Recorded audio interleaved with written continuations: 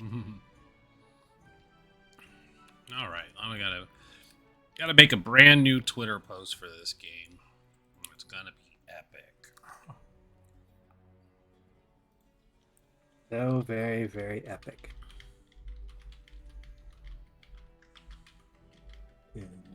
That tab.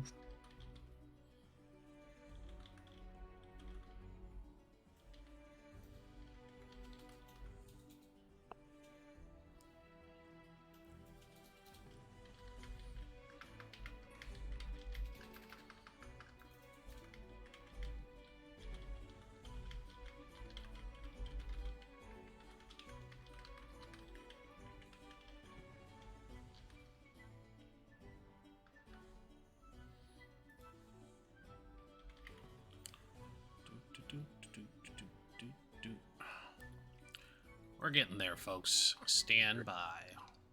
I'm not in a rush. Oh no, I'm I don't talking care. to the stream. Oh, the stream is there.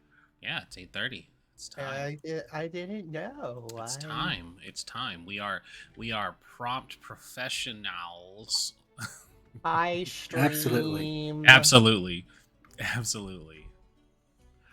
I tweeted a tweet earlier being a desperate needy I saw. Twitter girlfriend about the show.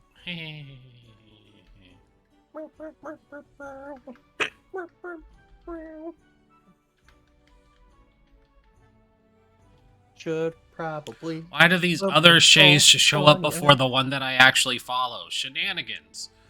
I have no idea. Like, Ooh. it also happens on Twitch when you try to rate somebody. Like, okay, I want to rate this person that I follow.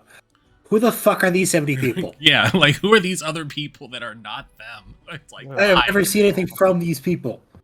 Who the fuck are you? I don't follow you people. Oh, almost sent one. Why are you my recommendations? I don't want you there. Get away. Almost sent one to not Frost because I typed in the wrong thing. It almost went to the Thug Trup instead of Frost, and I was like, I don't think they care about our game. But what if? Hey, you never know. But what if? I've been desperately waiting for this. Yeah. Hey, listen, if they want to make 3D models for all of your characters, I would be fine with that. If you're under 18, do not look up the name of that person that I mentioned because I'm not responsible for it. Oh. Now I remember who they are. Yeah. Okay. I think if they made 3D models for us, we wouldn't be able to show them. No, we wouldn't. Naomi, what's your Twitter one again? It's me _ Mimi. It's ME _ MIMI. It's 10.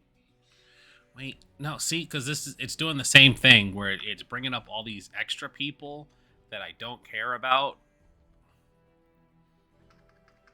Try at Big Booty Judy. That'll help. That's not me. Yeah, we know. Whoa.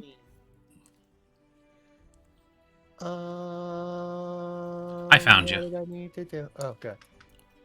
Thank goodness. I thought I didn't exist for a moment. Nah, you're good. Now I just had to shorten the Twitter post down to fit all of our stuff in. Okay. That's out. There we go. So, hello everyone. Welcome back once again. We got our proverbial fucks out thanks to Dougler. I definitely didn't plug a artist of ill repute, but sex work is legitimate work, so don't at them or do at them with commissions. Or this cat wants to say hi. The cat also wants to say hi, so and frankly, my dear, murder is the oldest profession. Murder. They go I don't hand know in if hand. it was paid. So That's fair. But yeah, profession implies that you're being rewarded with What if it was rewarded with the satisfaction of a job well done? That's just a hobby then.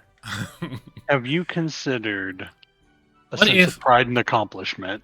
What if it was a sex worker assassin, and so both of them went hand in hand at the same time?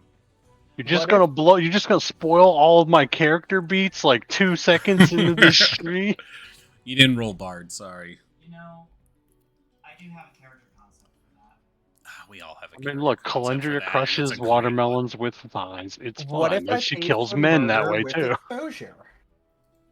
I just have the Yeah, idea. that's how all of my assassins are getting paid now. And I'm sorry, I didn't mean to interrupt you, hon. I only do assassinations via being paid with assassin coin. It's this new Well, minted currency that only works in the Underdark. But we shortened it to Ooh. $ASS.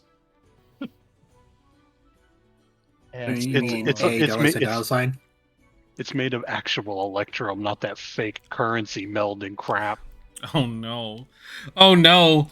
Has Hallister just been shilling Bitcoin this entire time by trying to get you all to invest in Electrum? Musk promised he would achieve immortality. He just became an old crazy wizard to do it. Oh no. oh yeah, that's what I needed to do. I need That's to why you open get up paid in Electrum at the end of Temple of Elemental Plane of Evil. Yeah. Listen, Hallister's just evil. That's why he wants you to invest in Bitcoin. You know what? At least he hadn't gone to NFTs yet, so that's more of a Xanathar thing. No, that's an Elminster thing, and we all know it. That dude's traveling around trying to get everyone to buy his like bored Mistra pictures, and it's just Oh no. Mistra in various different forms. It's just her I used to- hair I is used to- different color. I used to We're bone swerving her. the plot of the game to find them, right? He might find and, you. And That's what Volo's paying us in, fucking bored apes. Oh But it's just- no. but it's just Volo thams. If he pays So- you in NFTs, you have my permission to kill him. Oh yeah, It's Volothamp, but he's got Mink's little eye thing, and he's bald. Isn't that cute? He's got a little Volothamp hamster on his shoulder. Oh, okay, no. so we have to be creative with how we kill him. Exposure right to a fire. Yeah. Push out a window into a fire. I mean, I was gonna recommend shoving the NFTs down his throat. But, I do like killing him by exposure.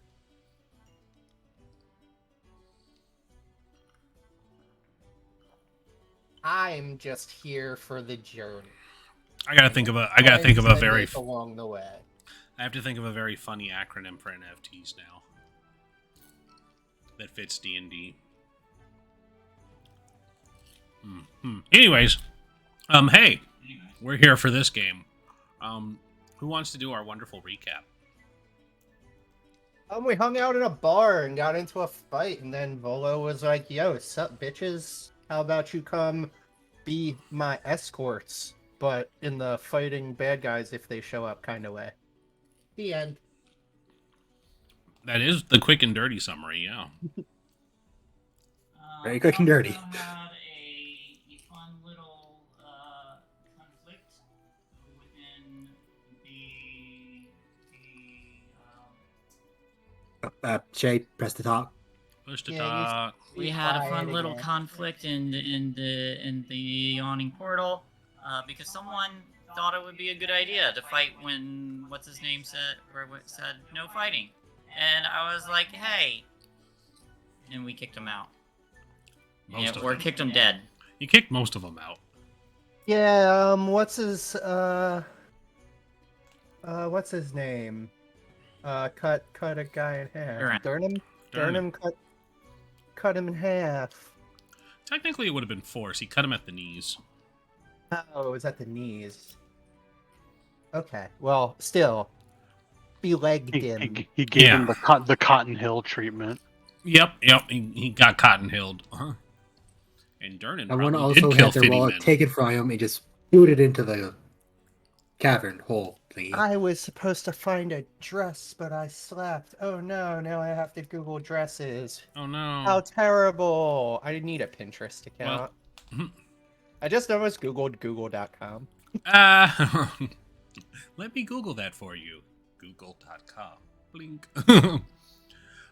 Anyways, hey, why don't we go ahead and reconvene ourselves from this wonderful map? We'll say the next morning at the yawning portal.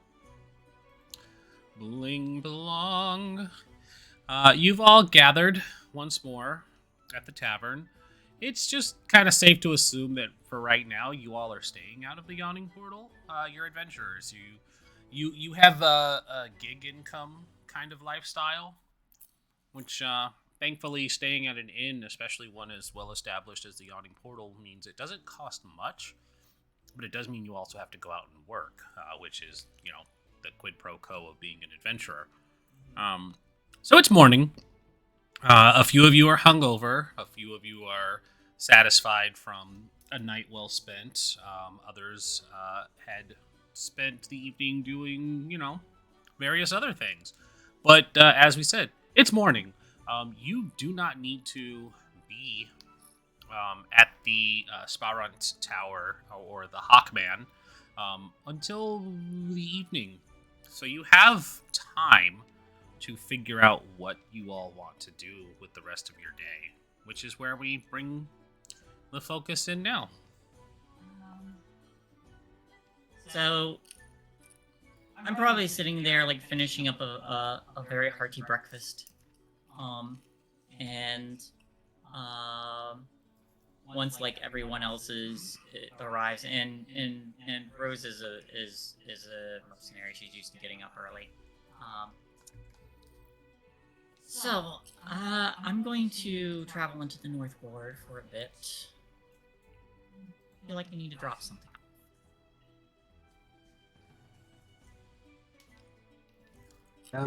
Did you want company? I can go with. I mean, I want to go. I want to go shopping before we go to this thing tonight, and I wanted to meet somebody privately and see if they would come with me. Okay. Okay. Who are you meeting?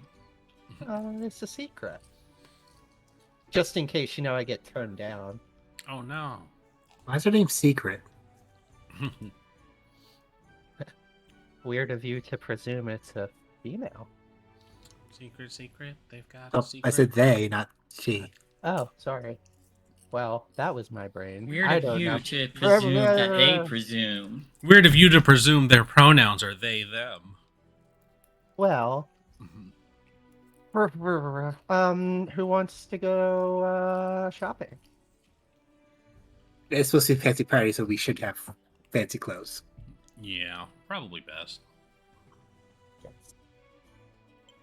Also, I don't remember which one of you it was. I drank a lot of wine last night, but one of you guys said you'd buy me a pretty dress because I only have like 10 gold. Did say I'd lend you some money. See, I'll get you back. I think we said we'd all come together to get them. So Maybe we can get like a deal where we get our clothes cheaper because we buy for the group. I don't know. Well, if it's a thing he's going to, they probably know about it. So the more of us show up looking to buy one, we might be able to get something out of that. Hey, Calendry, you know who would help you guys get great deals on a group discount of dresses? A bard. If only somebody had played the minstrel. If only somebody had played a bard. You know who else could help us get discounts on beautiful outfits? Honey.com. No, wait, no, we're not sponsored. I can't say it. Grinding coffee. Oh wait, they probably only do coffee. It's time for our intermission, fueled by HelloFresh. Come on, grinding coffee. I want coffee dresses now. So funny you mentioned that. There are several pending sponsorships, including HelloFresh, that I did not take simply because we are going to be on vacation for the next month, so we would earn no money taking a sponsorship from them. But we definitely could have plugged HelloFresh during this game. We can if they're still offering to come back. Look, I'm poor and hungry. Send me food, I will cook it, and then tell everybody about how great it is. Yeah, unfortunately, we have to.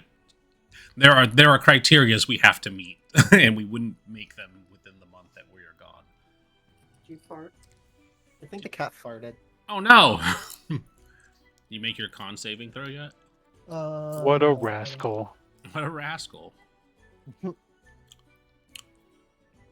Frost, I really thought Oh those no, I didn't. Oh shoot. that's my bad. that's a 2 out of 2. I thought your beard had flowers hanging on it, and I realized it's just your shirt. Oh, I see it now, and it's super cute. Just Ah. living my best life, just a skeleton on an island. I thought you were just embracing your best druid life and had flowers in your beard. That's next character. Next character. Just don't do like So I Shane where probably you have like a -1 con, so I got an 11. What's a cat fart? probably only 10. Okay, so Yeah. I made my save. Yeah, you're probably good. All right. So hey, you guys want to go shopping, huh? That's the plan? So is this the What kind of- actual people in the tavern right now?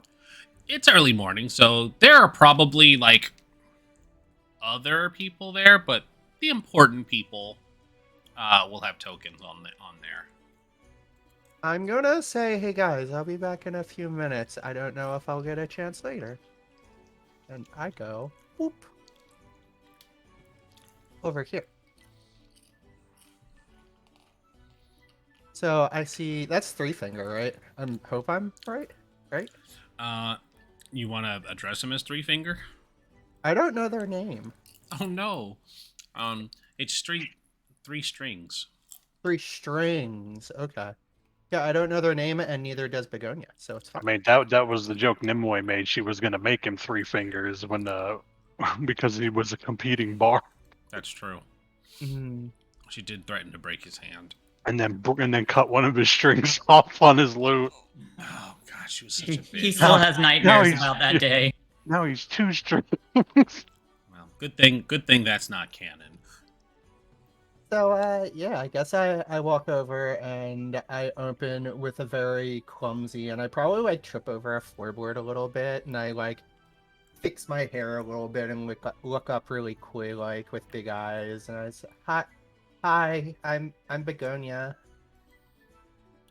He looks at you with a bit of a smile and he says, "Oh, well, good morning to you, Begonia. Well, I'm not performing right now, so just between you and I, Matrim is my name." Matrim? That's a Mat- pretty name. Where do you No, hail? Begonia is a pretty name. Matrim is simple. It's fine. I'm not from around these parts, so like I'm not familiar. Oh, But yeah, I just wanted to say last night your performance was great. I listened to the whole thing, and although the scene was sort of a mess, it was, I don't know, your music made it feel like beautiful chaos. that's And she blushes a little bit and looks down at her feet. That's quite the compliment, considering the performance you and your companions put on. Even Oh, well. Durnan was pleased enough not to throw you all out for partaking in the fighting. It's a good thing. Don't misconstrue. I'm very Well, happy to hear that you are still allowed in here, Begonia. My Well, music would wane if you weren't. Oh, and she like literally has butterflies. And is like, oh. Literal butterflies fly out of her Literal mouth. butterfly. No, I bet Effie like shoots little fake butterflies out of the pendant. But shoot, what was I gonna say? I'm Naomi's blushing. She's equally tongue-tied. I just like glance over to Calendria and I'm like, if we end up carrying a bard around in her necklace, do you think that'll help us at all?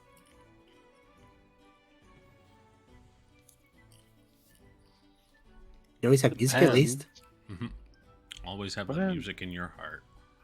Ooh, Rose, we could have fight music. That would be great. Just turn on the necklace whenever we need. Exactly. Okay, you know what? That sounds like a plan. Get them up air.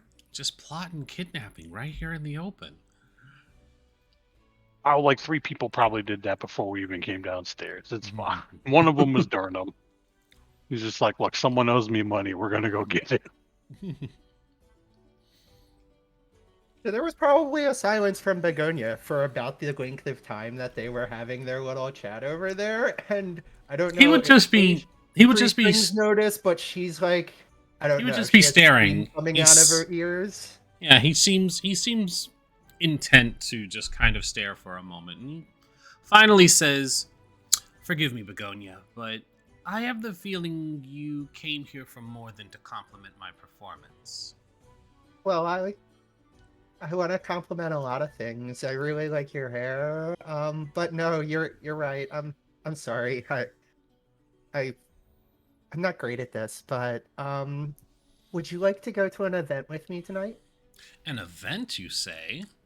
Why, Yeah. I don't think I have anything going on tonight outside of playing here at the portal. Oh, uh, are you saying yes? Oh my God, I wasn't. Are you saying maybe like that? Why would I say no? Such a beautiful woman. He's absolutely just like imploding. um, I don't know what gave me the brazenness to come over here and ask you, but I really thought that like if I didn't do so, I would never get the opportunity to again, and I'd really like to get to know you. So, I can't have you living with regrets, my dear. yeah, and I think that's what it was. But yeah, me and my friends over there, we're going shopping. It's a high society event, so it requires fine attire.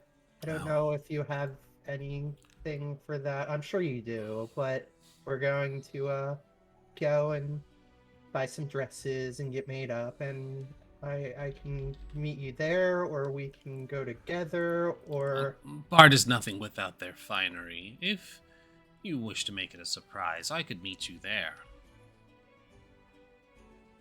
I forget the name. Naomi forgets the name of the place. What was the? You're going to be meeting at the Sparant Tower, which is built into the Hawkman statue.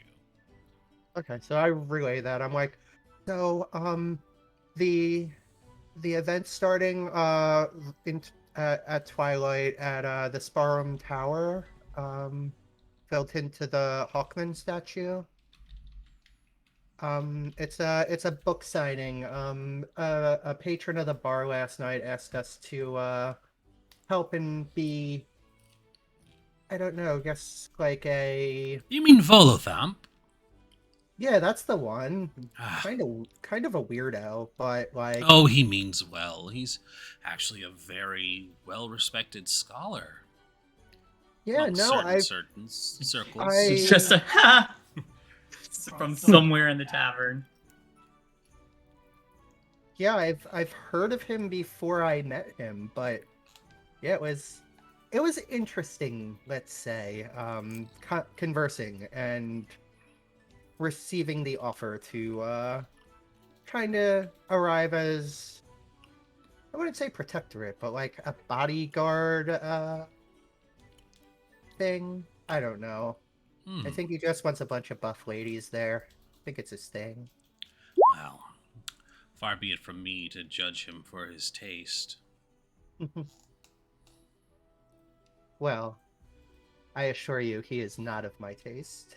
And I look back at Three Strings, and I have a little bit of I don't know, a little bit more confidence than I did in the beginning, because I don't know, she didn't have to deal with being told no, I guess. And she like looks, and she still has like a bashful coyness to her, but she looks with really big brown eyes and kind of gives a little wink, and she's like, "I'll see you there." Until twilight. Until twilight. I will return to my friends now. And she kind of like hops up with like a little skip in her step, and she gets over to the table, and she like does a little twirl before sitting down on Calendria's left side at the table. And being only like 2 tables away, guys, you guys probably heard most of that. Yeah, we were at least Begonia wasn't being quiet. She was probably a little louder than intended because of her nerves, to be honest. No, That's that seemed to normal. went well. That went way better than I expected. Also, Rin, thanks for humoring me with that scene. I really wanted Quite to do all right. that.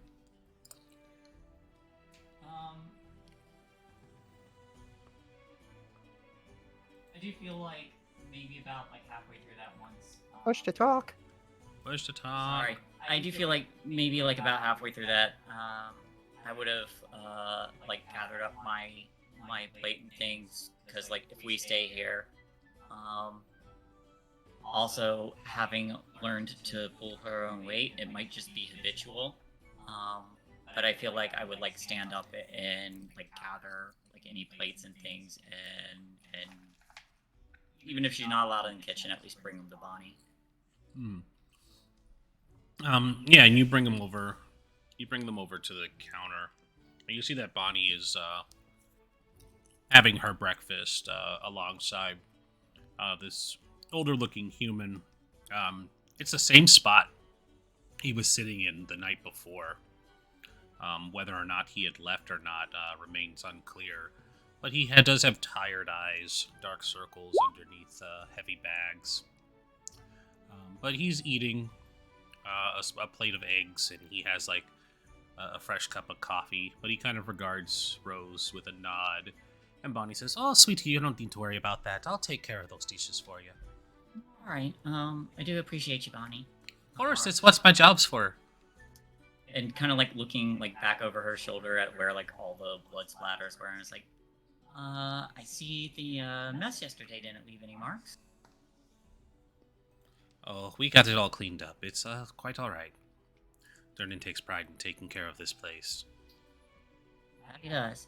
Would we know who this is, or at least seen him around a lot? He is always at the bar. You would know him as one of the many familiar faces.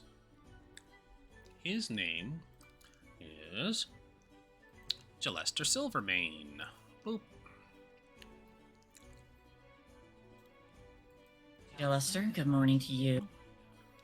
Rose. He just kind of nods. Well, I won't disturb you during your breakfast, but if y'all need anything, we're about to head out. Can't think of anything. Guard's keeping a good eye on this place. Don't worry. He just kind of nods. Give a nod back. Since she was told not to worry about it, she does just give like a nod of appreciation, both to Durnan and Bonnie. You know, I know I'm not going to get any conversation out of Durnan. He just kind of grunts at you. It's that he's very That means he's very appreciative and talkative. So the plan was to go find a tailor shop. Finery boutique. There's a place I'd like to stop by first before we get enveloped in silks. Silks. I can't wait. Sure, where to? The North Ward. So The north. the North Ward is all the way on the northern side of Waterdeep. Fine, we'll hire Where a were taxi. we? Oh, there's the yawning portal. Okay. Yep. You will find that the Yawning Portal is located in the Dock Ward on the southern side, the southern half of the city, because it is divided into two portions, really. And it's actually, I've learned that it's actually incredibly misleading because the city is built on like rising plateaus. So the lower side has a much lower elevation because it's right there at the docks and the water. And the further north you get, the higher the elevation is. So, like, Ooh. the upper parts are actually slightly higher elevated. You can kind of see it when you go to the edges of the city on the eastern side, but it's like, It could definitely use some topography on the map, but I get what you're saying. It's easy to see in the depth of the harbor. Yeah, there are other maps where they actually show the elevation topography style that look really cool. It's just not provided here. They're like third-party maps of people who made them themselves, and they're like, I just found it while researching stuff about Waterdeep, and it was very neat. And I was just like, oh, and like it explains why some parts of the city don't have walls either, because the elevation is just too high for an army to try and scale. Fair. Anyways, so North Ward, there are carriages, and stagecoaches that run all throughout the city. It's almost like a metropolis has a public transportation system in place to help navigate the hundreds of thousands of citizens that live within this large swath of land. And I guess the carriages run down the cobbled roads, but not the dirt roads. Well, actually, before I make any assumption, do you make any assumptions? I may have jumped to making an assumption. Would I know where the Dancing Haven is located? Not likely.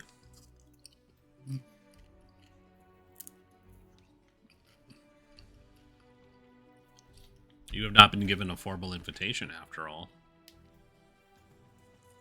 No, but yeah, okay.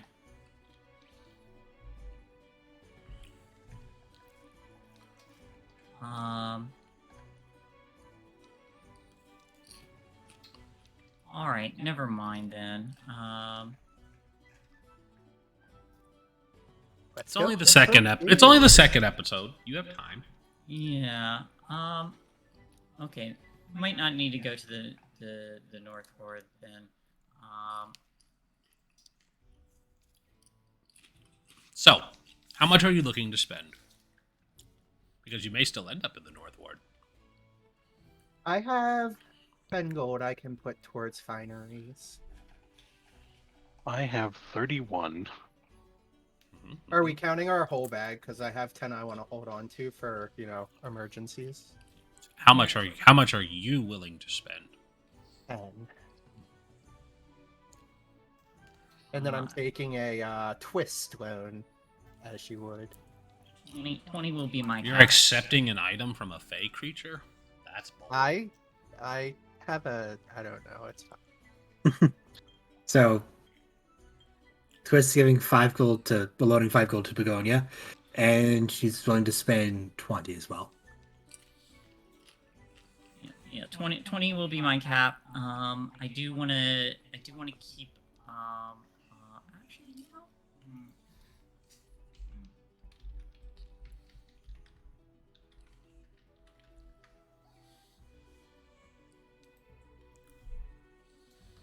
no. So I was thinking, and this is kind of just kind of coming to me. But one of my items is a token from a fallen foe. Can that be from the priestess I killed? Certainly can. Well, that's what it is. Okay.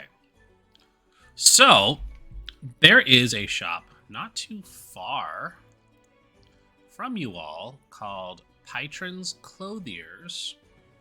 It specializes in, guess it, clothing. There's also... Are there any other tailor shops?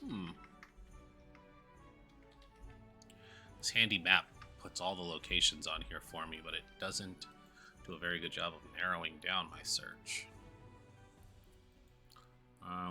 Okay, I think the closest one would be this clothier shop that I mentioned. It's in the Southern Ward, which would save you some time in traveling. It's just down the Dragon's Way. So you really would just kind of cross over. Okay, my map's not moving. You would cross over from the Soothsayer's Way, then down the Way of the Dragon. From there, it would be in one of the alleys between the Way of the Dragon and the High Road on Slop Street. What a name. Slop Street. Okay. Yeah, okay, I see where it is. It's right meow. It's in this area here.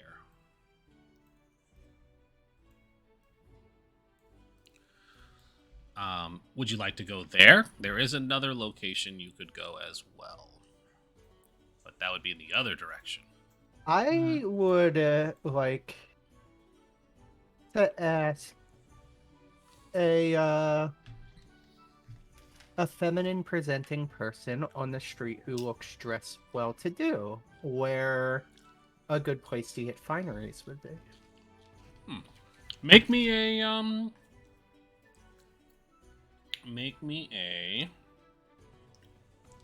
I almost said diplomacy, and that's not Investigation?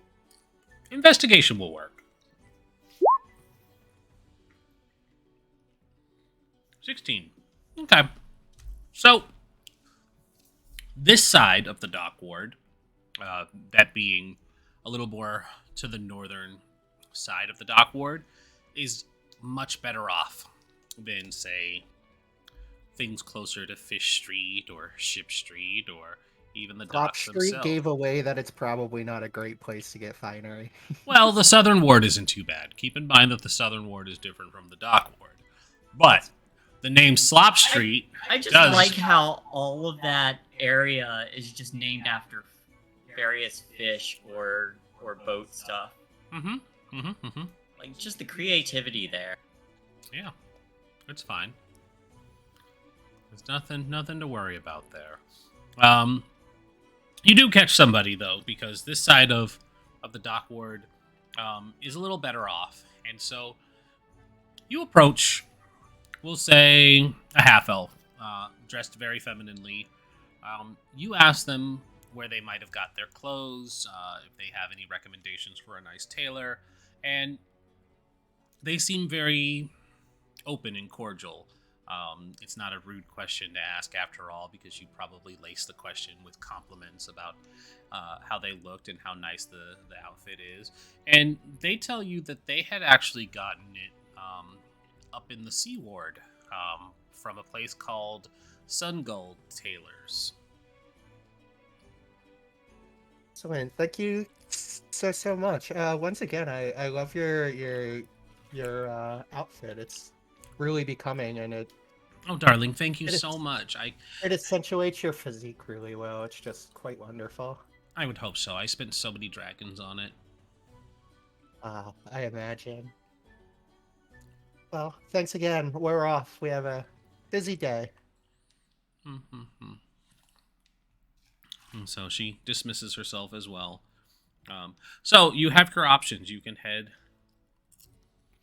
to Slop Street, or you can head up to the Sea Ward.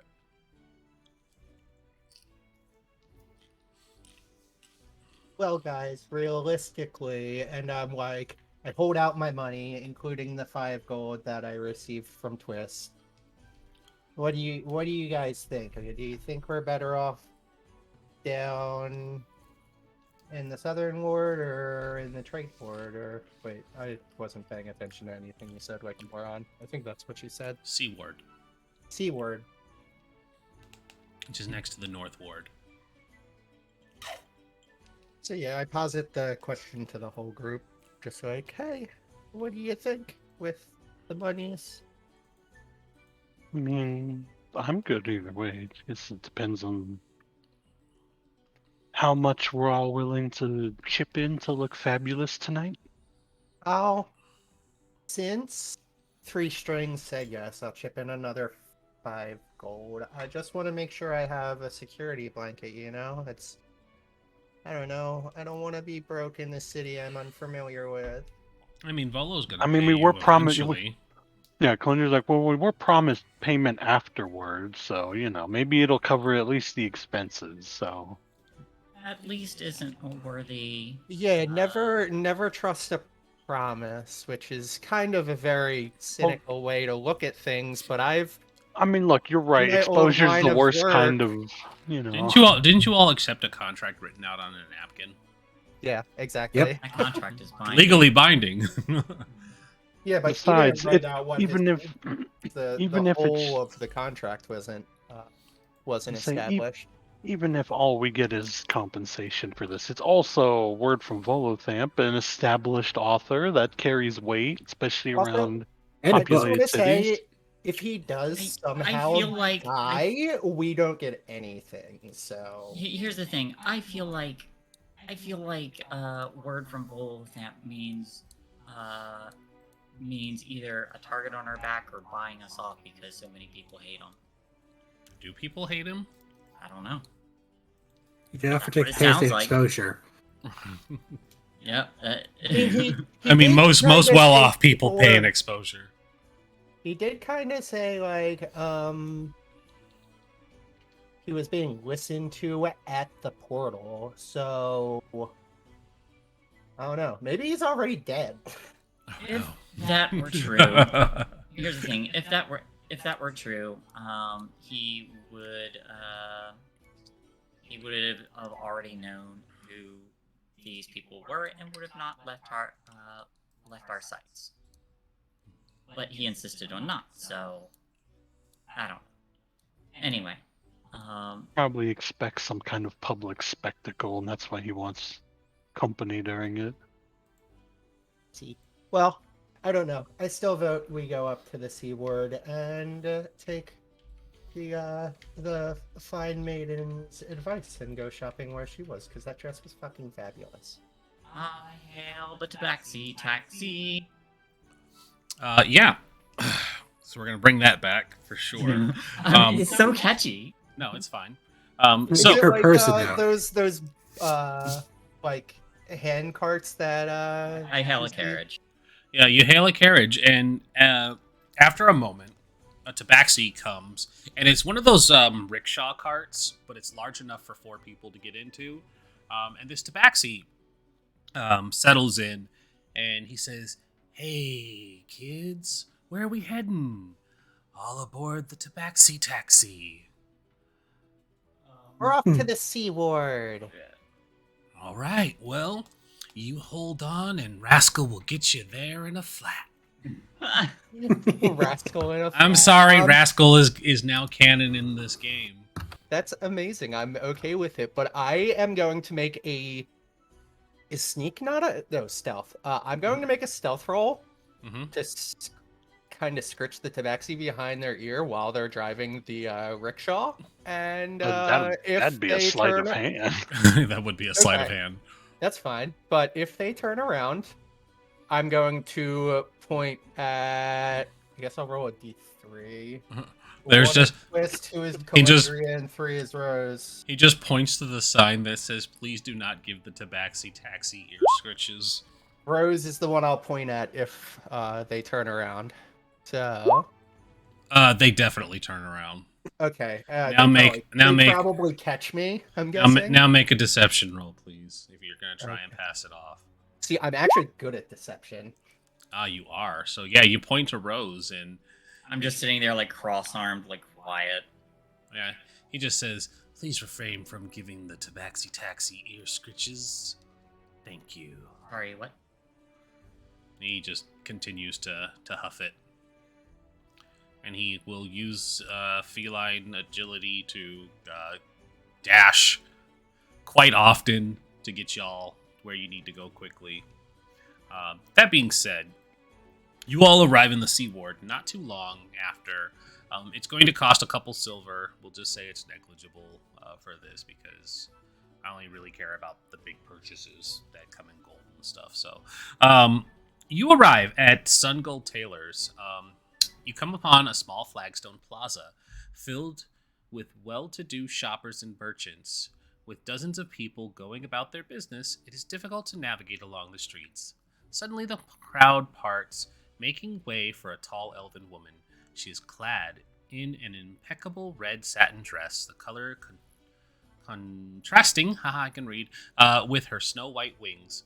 She walks like a queen among her subjects, gently passing through the doors of the 3-story building with the name Sungull Tailors, golden letters inlaid into the dark timbers of the building. Ooh, First she's and pretty. foremost, I wave enthusiastically and say, "Thank you for the ride, Tabaxi Taxi." It's my pleasure. If you ever need another ride, just don't hesitate to ask for Rascal.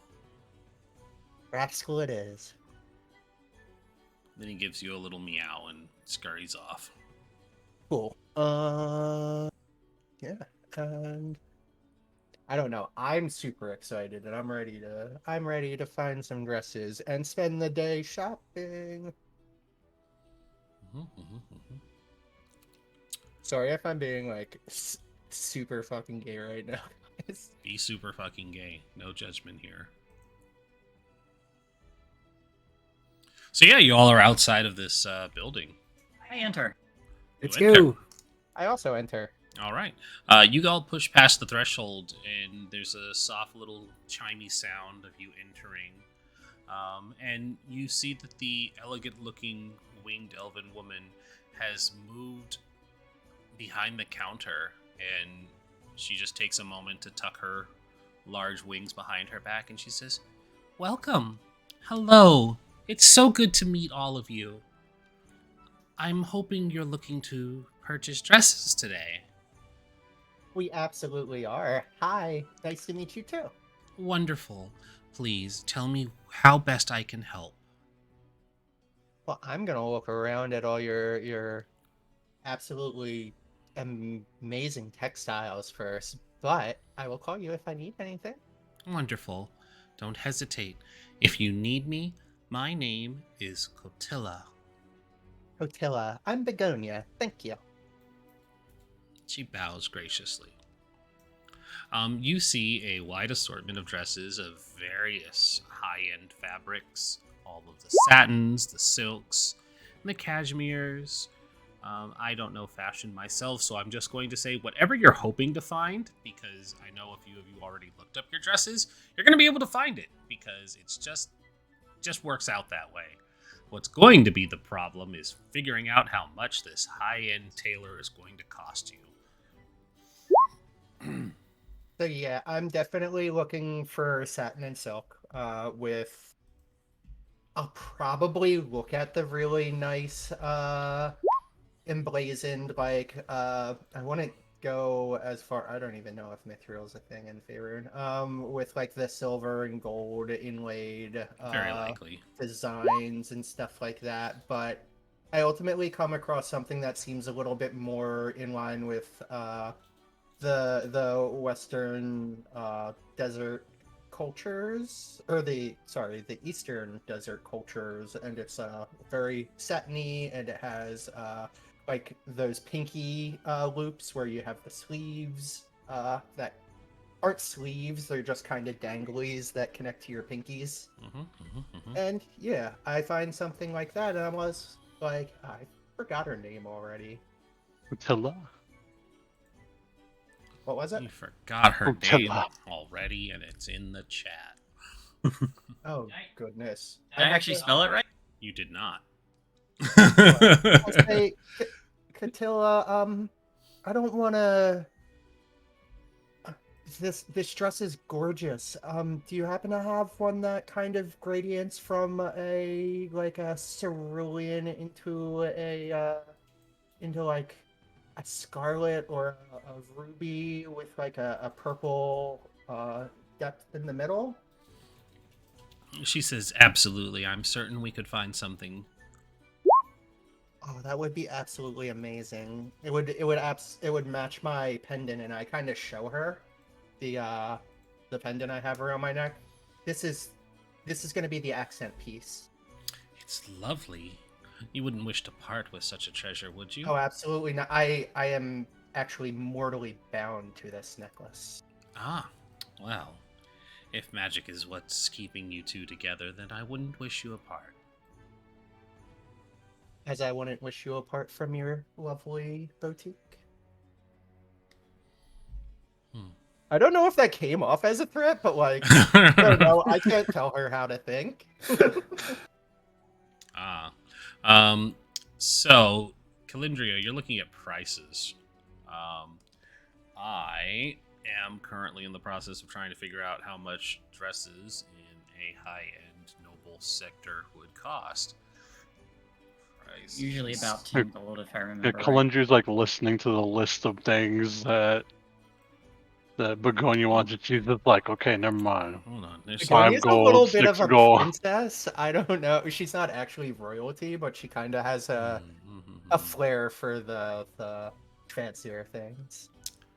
So let's see here. This is a whole thing on businesses. That's not helpful. I want C word. Yeah, this person's formatting is terrible. Ugh. Lifestyle expenses. Fine clothes in the player's handbook is 15 gold base. 15 gold base. Okay. It doesn't say base, but I figure like there's It probably room to is, go up and down from there. Yeah, okay. So, Calendria, why don't you give me a roll? And what I'm going to have you roll is 2d10.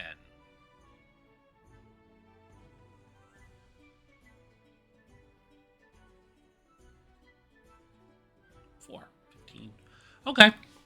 So you're seeing stuff range in the price range between 15 to 20 gold for individual pieces of dresses. The lower end dips under that 15 gold, but it doesn't seem to go any lower than like 12. And there's a whole section. There's a whole section that's just like labeled as out of season or out of fashion. And those are the ones that are heavily marked down. I also ask while Unless you bring it back. yeah, we could bring it back in season. While while I'm with Catilla and she's looking to the gradient fabric, I also mentioned, I'm like, hey, our fairy friend, do you have any swaths or anything, or do you have pre-made fairy clothing, or how could that work? I don't She's coming normally tailor for fairy folk, but she seems to be about the size of a halfling or a gnome. Our small section should suit her. Because remember, she's small. It's 13 inches tall. Small.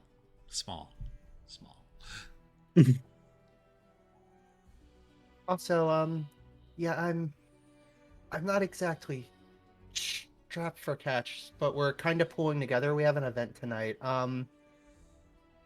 Do you know if we could get any type of, I don't know, discount on either the materials, or I'm sorry, the dresses, or whether any alterations need to be done? Get a purchase discount because we're getting purchases and alterations. I'm not trying to I mean, you're definitely gonna need to roll. Yeah, no, I obviously know that, but I'm trying to make it clear to her and express Begonia's innocence and kind of where her charisma lies is in her lack of expertise on these matters, I guess. And she's just like being the sweetest little bean, and she's just like, but yeah, I don't know, we're I don't know, like, yeah, and I'm like, yeah, I guess persuasion? Is that what I'm looking for? Yep. How convincing are you? Oh, terribly. I have And she inspiration. Is that a reroll or is that a take a it's whatever? a D8. A D8? However, that would have been gone because you took No, a I long meant rest. oh yeah, we had bardic inspiration, not Mhm. the inspiration on the character sheet, which I think is just advantage. Yeah, you had bardic inspiration, which would be gone by now. Yeah, So yeah. for sure. she just kind of smiles and she says what the equivalent of the Faerunian bless your heart. And she just says, unfortunately, honey. oh, sweetie, bless your heart. Unfortunately, all prices are final. Understood. Yeah, okay. I get you, it makes sense. Wonderful. I feel Is like about this time. Sorry, go on. oh no, go ahead. I feel like about this time, I step out from a changing room, and it's like a short skirt dress because fighter, you need to move, and has like the angel sleeves and everything, and it's not. I wanted to like not be like super elegant, but not super simple. Yeah, here I actually post something.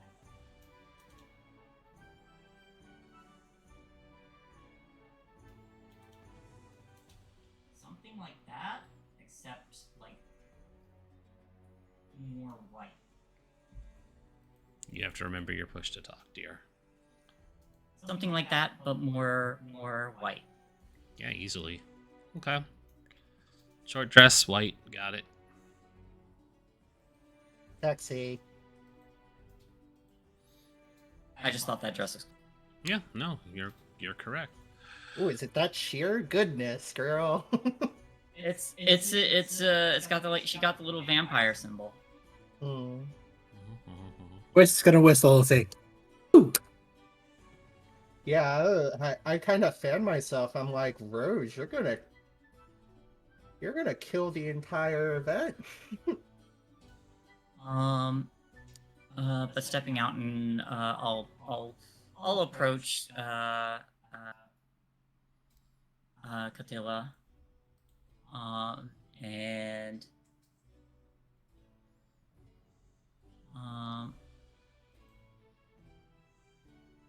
my lady, how much do I have to spend to be able to bring this to an event with Volo? Oh, name dropping Volo, huh? Yes. Way smarter than Begonia. It's Please, like, is this good enough? please roll me a I must. persuasion. Yeah.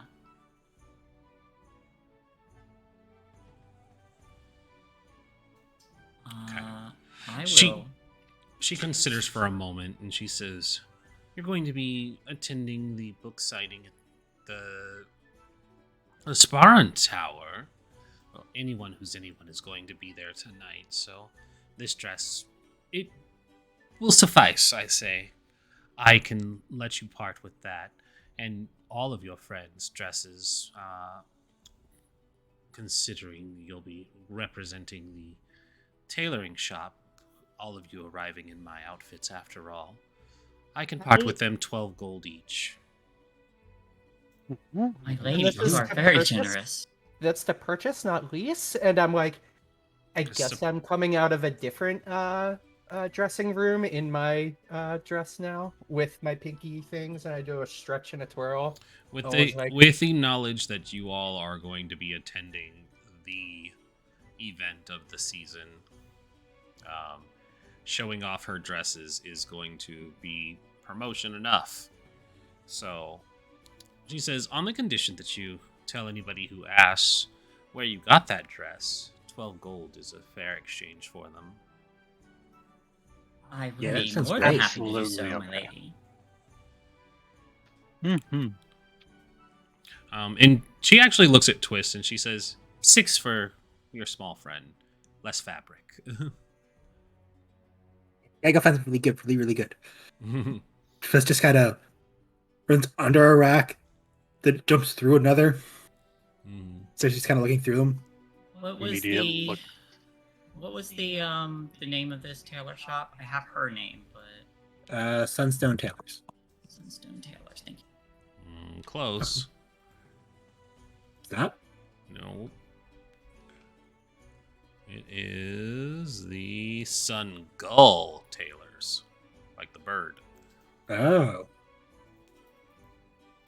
I'm sorry. Yep, Sun Gull Tailors. One your visible like look of relief, realizing that she'd have to get something bigger, which would cost more. So he's like, "Oh, thank God." Yeah, I was Okay. thinking, I was like, oh, Calendra is Calendria not a is large going to need to creature. get alterations. No, for but her she's quite muscles. huge. She's probably the biggest person out of everybody. She is going to rip them, yes. Definitely bigger than the Twist. Like the totally, if you're underage, don't go to that Twitter thing we mentioned earlier, where Zarya had a very nice, elegant outfit like that. That was a nice dress, yeah. The safe for work variety. Oh, that was a nice dress. God damn it, Zarya. Then they gave her a fucking ponytail. Ugh. In a like fine dress at that. Yeah, Zarya had a nice dress. Oh goodness. Yeah, it was a very elegant dress, and it was quality. It wasn't perverse at all. It was just one of those like, damn, she looks good in a dress. Anyways, so alterations, purchases, everybody hands over 36, 42 gold. 42 gold is going to be your overall price here. 32. I will do math. But that means I can return the 5 gold back to Twist 42. without any. 4 and Oh, 2, 42. not 3 2. Okay. You try and shortchange her, somebody's not having a dress. I'll handle it. Wait, what was it? 42? 4 2. 4-2. I'll handle That it. Life, would be universe, and 8 for everything. each of. It would be 8 for each of us and 6 for 6 for. 12 for each of It's us. 12 for each of you. Yeah. Okay, Um, then And I will- six I for will units. I will handle half of that, so I'll handle 21. Just gonna put her 6 gold on the table. Then actually gets. Yeah, I need to do a quick wisdom check for Twist because I need to see if she. He goes to the changing room and changes first.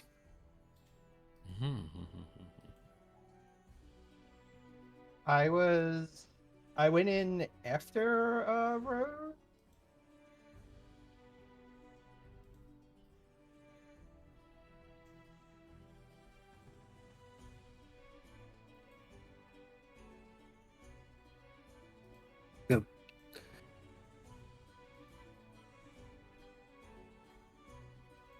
I should probably describe what Twist's dress is.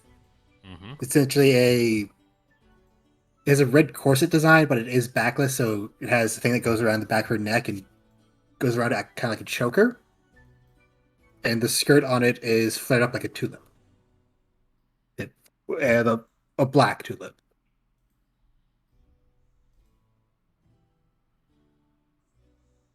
Ooh.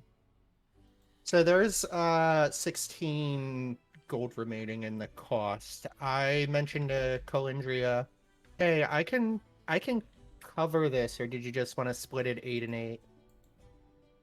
I mean, I can cover it, no problem. Well, I can cover most. Just if she already had was handing the 12 gold over from herself. Well, how about we all pay our 12 gold and just make sure that Rose gets her money back? Because I was worried I was going to be spending like 20 to 25 gold.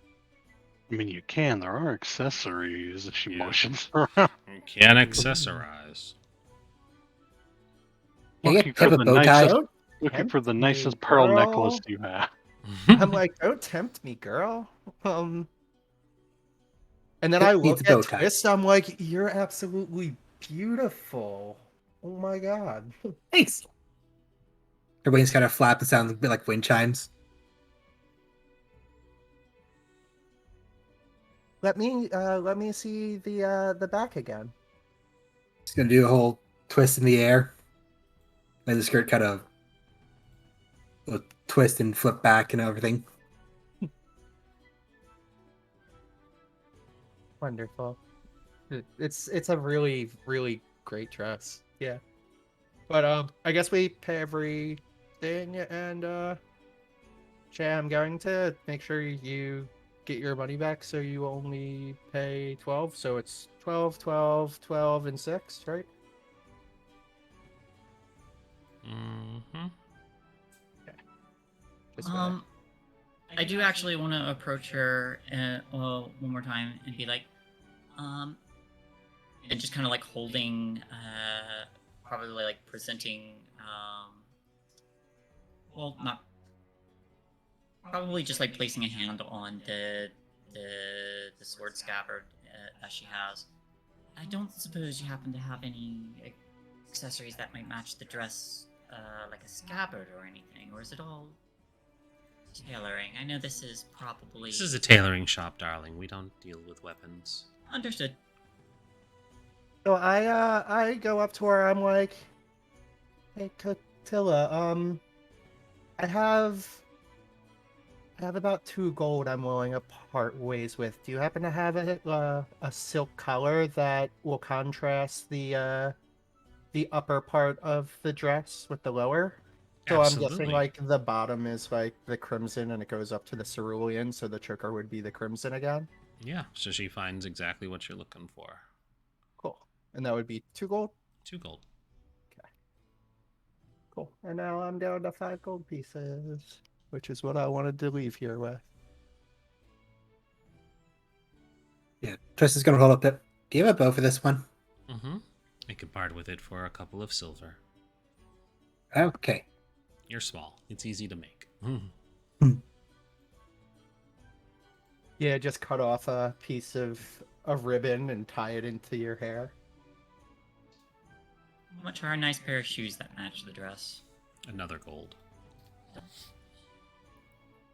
I'm gonna do the whole like pretty dress with combat boots look. Kind of like Aerith. So I'm just gonna pull that. Even though my dress doesn't hold to it. Just... You people in your shoes. My feet Just are gonna go be barefoot like covered Twist. anyway. So.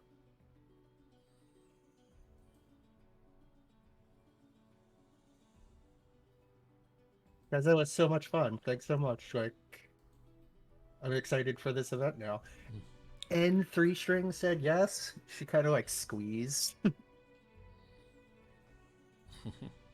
Do we have anything else we need to do? I was gonna get made up and, you know. Well, I suppose if you want to get anything special before we get ready to go there when it's happening. I guess if we could go to a florist, I could get a it's not called a corsage. What do you give a guy flower wise to match your dress? I know this isn't a dance, but it's still a formal event. I actually don't know. Well, I want to get one of those. I want to get like 2 I guess like a small bouquet that's pins like a lapel. That's like cerulean lilies and like crimson daisies. Boutonniere. Oh, A boutonniere, there you go. Yeah, that does sound right. Or it re-jogged my brain. It's like, yeah, boutonniere. Yeah, so I would want to find one of those. I remember prom from 11 years ago. Just seeing that split in the Waterdeep map is driving me crazy. Mm-hmm. What? There's like a split in the Waterdeep map that is just just like cutting Where? across it. Right on between, or where Just ping Underneath y'all. House of Water. Mendiver and Sewell Street, right up here, it says. And it goes like all the way to the edge over there too. Oh, yeah, I see it. Oh, it's not high road. It's dependent on how zoomed in or zoomed out you are, I think. No, Nope. it's super noticeable. Hold on. Yeah, God. Oh, Yeah, it's awful. oh, guys, look down here. What's down? There's like a whole. There's a. Oh, God, there's another one. You know why? Because it's a digital scan of the book fold out, probably. So it's got the crease line in it from when it was folded. Yeah. Damn. Well. Tectonics, am I right? Alright, well, I'm gonna try and fix that because now I fucked the map up. Whoops. Hey, there you go. Looks Oh great no! now. Waterdeep is split in quarters. We must fight earth elementals to return the city to its proper arrangement. The most epic game of four squares begins. Oh, there's just no way to. Roll me what you got. Wait, Just throwing wait. giant boulders as a dodgeball. How's that? Does that look better? Aha, Vondel Yo! Street. That look better? Looks perfect now. Aha! I honestly, Right. I don't know why it was cut in force, but now it looks better. Does the other side need to be adjusted too? I did find another one. What? I did find another one Where? down It's- here. yeah, it's like right. Oh, yeah, right there at the crease. I see where these creases are. They didn't line them up very well. Are you going to charge me anything for a handful of flowers and a baby pen? Probably just silver. It's fine. No, it worked and then it scooted itself. Oh goodness.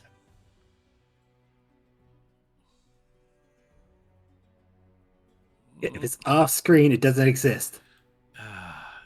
Okay, that one kind of meshed better. Oh, This looks, one. It looks significantly better. There's like a little. Oh, yeah, there. You got it. This one, however. You can see where the crease disappears, but it just doesn't want to. Some spaces. Yeah, it's gonna have to do. Okay. Oh no, this one came back. Ah.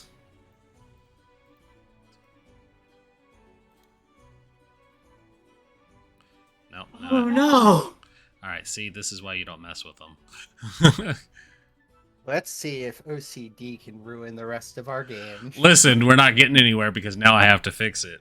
Yeah, I get the same way. I just. I think it's a. I think it's okay. Just don't ever. Oh no! Now the southern map is fucked Quick, up. transition to another map. It's the only way.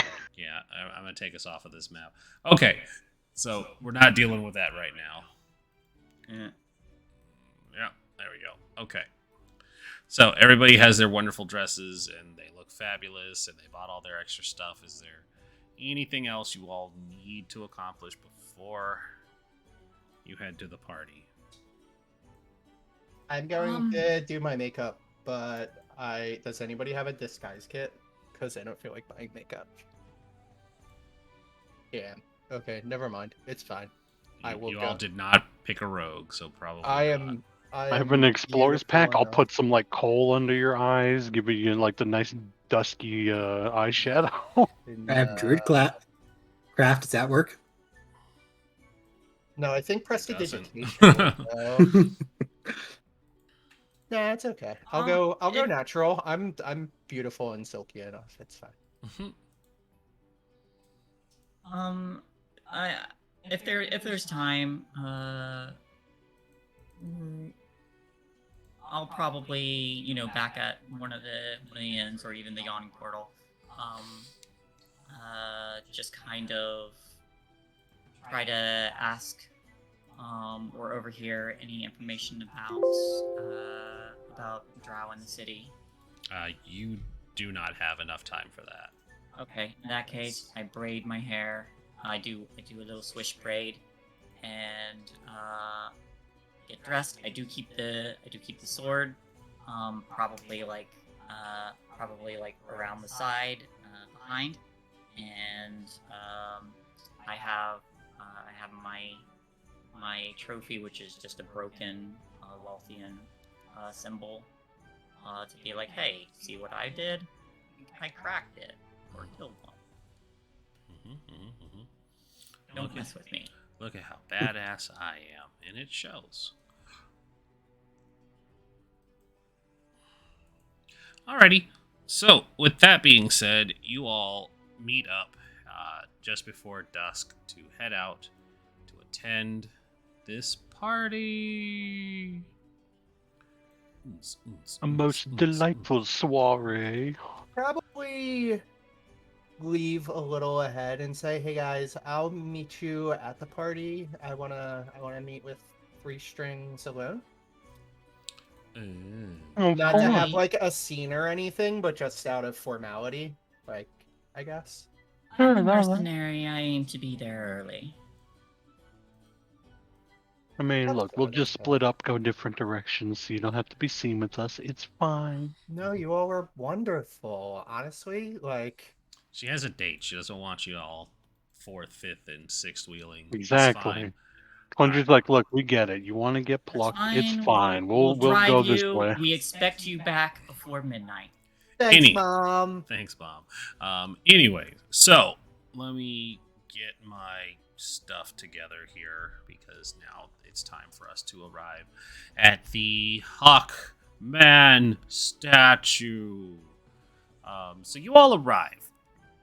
This is the Sparunt Tower, aka the Hawkman statue.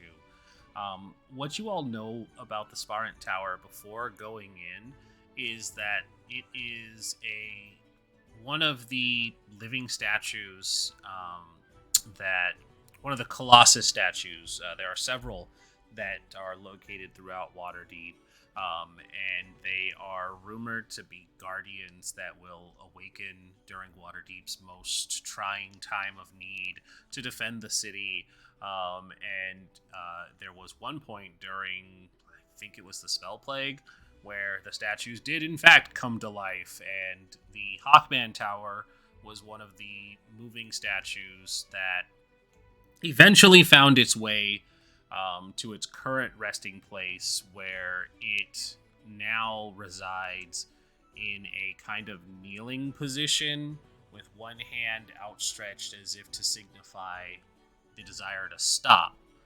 And the tower has since been hollowed out to instead be used as like housing for wealthy nobles who wanted to have an eccentric place to live. And so this is the current location that Volothamp has rented to do his latest book signing, Volo's Guide to Making Friends, or Enchiridion of Making Friends, something to that effect that I had established last episode. I am TV, and welcome to my construct crib. Exactly. The tower is owned by an eccentric woman by the name of Lady Sperant. It is owned and rented out by her. Volo made a contract with her, etc., so forth. And most of the staff are under her employ. Most people don't actually know who Lady Sperant is or what she looks like. There's just rumors that she likes to have these eccentric parties in order for people to whisper and rumor about her without ever actually having to make a real appearance herself. That being said, just saw something that distracted me. Oh, okay. Thank you, Dougler. Anyways, so approaching any of the walking statues of Waterdeep is always a case for wonderment, and today is no exception. Before you is the tilted colossus known as the Hawkman, its left hand outstretched as if commanding you to stop. The festivities have clearly begun, as an orderly queue lies ahead. Bundles of people step onto a wooden platform which is cautiously lifted towards the entrance embedded into the statue's palm. What you see before you, as mentioned, is there is a line of people who are waiting to get in. You all have stood in line for quite some time, giving Begonia and Three Strings space to mingle and chat, but you're only a few paces behind them with a couple or two between you. At the base of this courtyard that signifies where... Can everybody see, for that matter? Yeah. Okay, I just wanted to make sure because I saw some pinging, but I just wanted to make sure you all could see because I spent all day trying to make sure that this dynamic lighting worked because for some reason it didn't like it. Dynamic lighting is such a pain in the ass sometimes, though. It is a real pain in the ass, and I literally spent all day trying to make sure that it worked. And it's a very basic map, which is why it was super frustrating. Anyways. This courtyard is sectioned off into a rectangle that signifies where the loading and unloading zone for this cart is. And directly in front of you all is a single guard, a small halfling man with a well dignified set of guard armor. His armor is polished to perfection. There are accents of yellow within the cloth portions of it. He has a nice sash draped over the breastplate. And he has these like special riveted gloves that he's using to manually pull a chain that is lifting this cart to get people to and from. This little halfling is fucking yoked, and he is lifting hundreds of pounds more his weight to get these people up. He is sweating profusely, but as he sees you all approaching, he does kind of bow and greet each person. He says, "Welcome to the Sporont Tower. If you just give us a moment, we'll have the next cart down here to get you all going.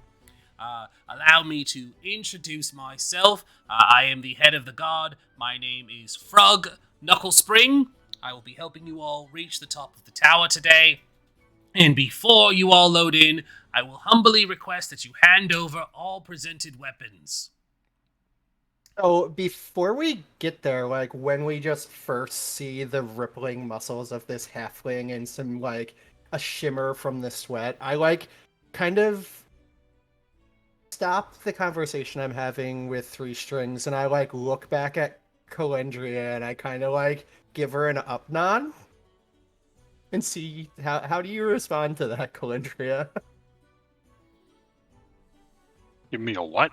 An up nod, like hey, well, kind of like the head nod, like hey, check this guy out. Game recognizing Just game. just Yeah. that like playful shake of her head, like someone's getting plucked. She leans over to Rose. Someone's getting plucked tonight. I was half expecting that one scene from Full Metal Alchemist to happen, where the two of you just square off and flex. You just stare each other in the eyes with a sparkle in between you guys. Flex. In that handshake flex. Yeah. That's amazing. His name Finger crossbow. Is Frog Knucklesprings. Okay, I thought it was Frog Knucklesprings, which Nope. I don't know why it was more funny to me. It's because it sounds very similar to Frog, but it's not Frog. And so he asked for you all to hand over any weapons before heading into the tower, and directly up ahead, another drow, not quite as undistinguished as Rose. This is this typical white-haired, dark skin. He's very much the epitome of what a surface drow would look like, or what a drow would look like. But he kind of scoffs. Whoops, that's the wrong button. It is this button. There we go. He seems annoyed, and he says, "My weapons? My weapons are my religion. Why would I hand them over to you?" And the little halfling just says, "I'm sorry, sir. It's merely protocol. You're going to have to hand them over if you want to get inside." And he says, "I could kill you where you stand, little man. How would you take them from me then?" But he makes no moves towards his weapons. I think if you did that, you'd have to operate the elevator yourself, but I don't think you'd be able to go up if you were operating the elevator, because that happens from down here, so you'd be kind of screwing yourself over. Is something speaking to me? I hear buzzing like a tiny vermin. He kind of looks over towards the group. Is there any sort of holy or symbol or accoutrement that might indicate what his religion is? Make a perception check. Aha.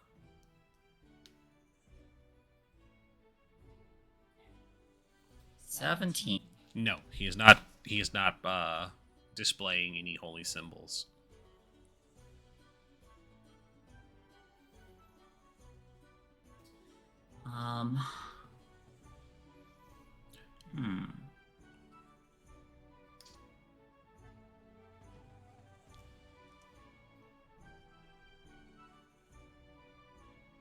Please just give the man the weapon. You can get it back when you leave. They're not going to melt it down into some ghost throne or something. Would you like to convince him? Yeah, I'll step forward to assist as well, and there is a very deliberate unbuckling of her scabbard, and she steps forward and just offers the sword to him, and says, "This is an esteemed place. They would do well to ensure that any valuable items of patrons are kept well and safe." He regards Rose in particular straight down his nose with a sneer. He says, I did hear Vermin speaking.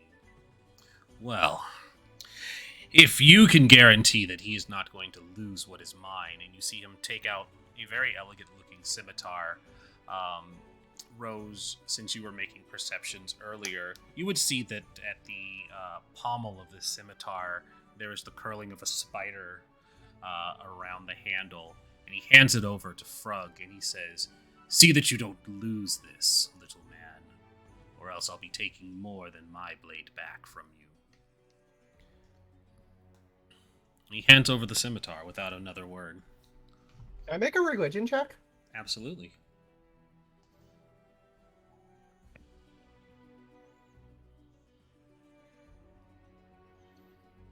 Spiders Yeah, are worshipped by drow. Yeah. Well, Oh, looks like he killed something and it stuck to the bottom of his dagger. Interesting. You should get that cleaned off. The spider did the death curl and just got stuck there. Spiders are worshipped by drow. I was fully expecting Rin to just be like, spiders, and that was just the end of the explanation. Spiders. Oh, hey! Spiders. Unrelated to what's going on, Harrison Ford officially joining MCU as Thunderbolt Ross. Interesting. Yes, Cool. I want it because that one, Harrison Ford is Red Hulk. Let's go! Angry old man yelling at people. Ask me to be Han Solo one more time. He has to whip Hulk at some point. This has to happen now. Yeah. So, with that out of the way, I turn over both of my daggers and my crossbow and all my bolts with no question. Oh, And you like look staggers so. over. The Cleansure, like, did you bring everything today? She's like, all I brought was my shield and warhammer. They, And she'll put the warhammer on the shield, hand it over. I guess fine. I left my crossbow at home. I had my daggers on me. No, you Begonia shows up you- in full armament. No, So- Begonia keeps reaching into various pockets, pulling out a bunch of weapons. That's why the dress is so flowy, so I can hide different armor. It's like that So- Naked Gun scene where he's pulling guns out of every pocket he has. Oh my god, I love that scene. So an important question, since everybody's making a display of taking out their weapons, is anybody concealing a weapon? I was thinking about keeping one of my daggers, but I don't get into the closeness of fights. And I got a date. Maybe they'll be feisty and conceal something. Just these guns, which I'm proficient in, so it's okay. I mean, hey, it is merely a question. If you are not sneaking anything in, you have handed over all your weapons. Yeah, I don't This is have not fighting today. hands, so Okay. So, with everything turned over, it's stored in like what would be the equivalent of like a coat closet down here on the bottom level. Or actually, it's not on the bottom level. He stores it in a little chest, and it does go up with you all as the elevator lifts it off, and you are taken to the next area. You are taken to the next area where there is a coat closet that secures your stuff away. At this point, the drow who had been there just kind of scoffs at all of you and storms off to go into the party proper. Bye, nice meeting you. And he's gone. But that leaves you all down this long hallway. And What a dick. He's a drow. I adjust the shattered symbol on my belt. So what's the hall look like? Is the hall ornate or is it kind of plain or what we Getting got there. going on here? Getting Oh, there. Guy, okay. give me a To the moment. Oh my door. god, stop asking questions. I know. Gotta let me get there. It's a narrow hall that has the following features: an azure rug that runs the length of the statue's arm towards a closed door at the far end.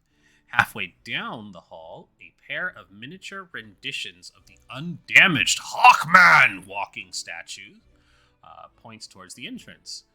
They are mirrored on each side of the hallway, with one holding its left arm up while the other holds up its right.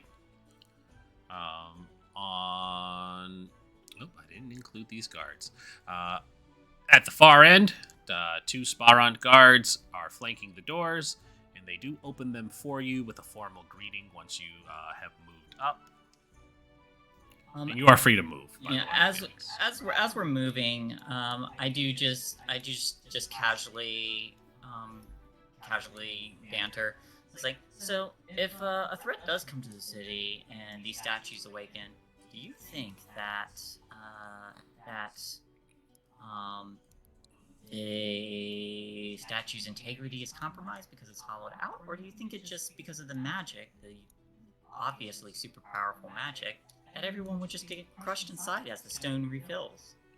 Three Strings chimes in. He's like, I think it would be more like a walking suit of armor where all of the people inside would each be in charge of controlling a single body part. That Would they all wear amazing. different So, like, color even- uniforms? I would hope so. That sounds amazing. Wait, are we all wearing different colored dresses? Calendria looks down at her. I think You might Calindria and Rose are both clearly wearing the white. White Ranger. Calendra's is a very royal purple. I think Since she Begonia has would one be red the eye and one yellow. blue eye. West is red and black. Begonia would be the yellow ranger, even though she's wearing red and blue. Well, that's not how this color scheme works. You're fired. Replace her. So What would I'm but purple. actually, That's the Time Ranger, I Rin, think. I have the most important question because we kind of didn't even skim this. We just skipped over it. How? What is Three Strings looking like? I yeah, asked we this as didn't I'm we didn't actually pinning the boutonniere to his. He's got the best dress of all. yeah, we didn't actually go over that at all. Yeah. You would find that Three Strings, being a bard of great wealth and notoriety, arrives exactly how you first saw him. It does look like he bothered to shave. Yeah. So there's that. He's much more clean shaven, and his hair is probably tied back. But yeah, this is his outfit. He's a gig economy type of lad as well, so he probably does not have much in the way of actual money. He doesn't even have enough strings on his lute. He opened a closet and like it was just the same outfit across the entire closet. Exactly. He's like, time for the fancy one, and takes out one that's exactly the same as the rest. It just doesn't have like a worn hole. There's a bow Yeah, tie there's- with it. There's a There's bow no tie, piercings in this one. there's a bow tie and no like elbow patch on his shirt. It's just a normal shirt. Yeah. Or there's two elbow patches on there to make it really fancy. He's like, gotta get the fancy accoutrement. Yeah. But yeah, Um, I pinned It's the, tweed, isn't it? It's made of tweed. Yep. Of course. So the doors open, and you guys are shown the foyer by the two guards. The center of the foyer is dominated by a 15-foot wide spiral staircase. The back of the room is dominated by a functioning fountain depicting the Hawkman. They really like the Hawkman within the Hawkman, that reaches from the ground to a foot below the ceiling. There are 4 guards that stand within the room, 2 flanking the grand marble staircase that ascends up and down. While 2 others guard the entrance to the ballroom. Sound of music can be heard coming from the ballroom. There are also 4 exits to this room: a wooden door that leads to the entry hall, a gold filigree set of open double doors that yield for a spacious ballroom, the spiral staircase that was mentioned that leads upstairs to the 3rd floor or down to the banquet hall. this is the spiral staircase, as it's not very clearly indicated by the map designer. Right, to the door guards, because they would probably be the ones to know. Mhm. Excuse me, sir. Has Volothamp Gadarm arrived yet? Yes, Volothamp is within the ballroom. He will be making his speech shortly, and he has begun book signing for all the all the patrons. Understood. Thank you. Of course. Yeah, and I kind of Let's go ahead. turned to Free Strings, and I was like, I guess that's my cue to do the work thing. I don't know if you can come with, but you're welcome to follow or go mingle, whatever. I'm not your boss. Well, I'm technically on a date, but a bard is always networking, so I'll see what trouble I can get into. Turn back around and say, A networking Begonia, opportunity. keep your arm candy if you want. And he holds out his arm. Yeah, and I wrap my arm around and kind of lean in tightly. And I was like, of course you can come with us. Wonderful. And I'm just gonna. I'm made of candy. Mhm. Are you made of candy? I'm sure Begonia these just thinks party he's goers? sweet. Sorry? Are these just party goers? They are not. They are actually a pair of identical-looking half-elves. One is wearing a red outfit, and the other is wearing a yellow outfit. Wonder will give a very friendly nod to them both. On a Each scale will of 1 nod to in turn. 20, how high would you say their charisma is? Quite high. No pants, just dress. I stop and give just a very elegant bow to the both of them. The two of them in synchronous movement bow. Ladies. And I move on. I saw Free Strings kind of Yeah, I was just walk away quickly, so I followed in tow. I was just moving him in the direction I assumed you all were moving, so that he would be there while I shifted stuff around. So That's a if fair way if to- you see him jump ahead, he's not deserting you. I'm just positioning him while I move other Okay. stuff. Yeah, no, that's fine. I'm giving you more work by bringing him along, but I do You're the fine. hi, I'm Begonia. Like I'm, And so, as you all enter this area, this is an expansive ballroom that contains the following noteworthy features. 4 servants stand with trays by the entrance, half of which contain flutes of wine or champagne. They offer them to you, of course, willingly, while the other half hosts a collection of smaller entrees and hors d'oeuvres. I'm doing this on purpose. The polished wooden flooring is painted with the image of the Hawkman statue across the center, with crests bearing images of the remaining walking statues of Waterdeep encircling it. Regal azure curtains line the curved walls of the room like pillars, with fabric arches that reveal the gilded mirrors that fill the otherwise blank wall spaces. The mirrors give the illusion that the room is far larger than reality. It is filled with 36 guests, a fine assortment of characters given Volo's knack for making friends. The guests could be found standing in small circles, mingling and engaging in dancing as and when the music speaks. Yeah. In the far corner, you see Volothamp Gadarm. Over on the stage, there is an elf woman that is playing music and dancing to the rhythm of her stringing. She is playing a violin barefooted and dancing around to the rhythm of it. Lindsay Sterling style. Very, very rhythmically. Is it up tempo? Very. A very think a jiggy dance. I think before I would go to Volo, I would kind of pull 3 strings in and start dancing. All right. Where are you going to be dancing? I'll dance over here. There. Yeah. All right. You are treated to the sight of another couple that are also dancing there. They are dressed very elegantly. They have bright yellow outfits and large, pompous frills. One is a well-groomed goateed man, half-elf in nature. His hair is black and slick. His wife, human, matches. They both carry themselves with a "I'm so much better than you" air, but the yellow outfits seem to have a butterfly adornment to them. But they are commanding the center of the dance floor, moving I to want the to rhythm of this compete jig. with them at some point, but I don't want to. Oh, You no, are they more than do this welcome to. show? You are more than welcome to compete with them right now if you want. I'm going to join in that competition, but before jumping in, I just put a hand on Calendria and glance to Twist and say, "You two get to Volothamp's side. Watch from mingling." Over starts Have crumping. Yeah, please. Codger, just have fun. Please challenge them to a dance-off.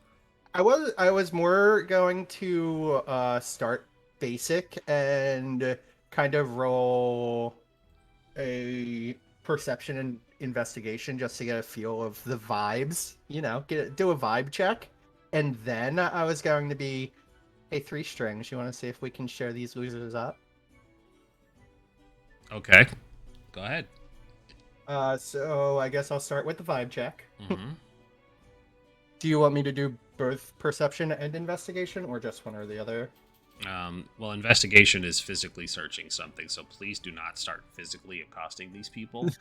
No, I meant the whole, like, I want to get a vibe check of the whole. Again, bar. investigation is a physical search, so please do not start molesting any of the patrons here. However, you could be doing the other one that is, I believe, sense motive. That would actually be a vibe check. I don't think there is a sense motive. There's a perception, though. What is the actual one, hun? Is it Insight? insight? Thank Insight, you. yeah. Insight is the one. It's the same modifiers as perception. Can I just take my perception roll?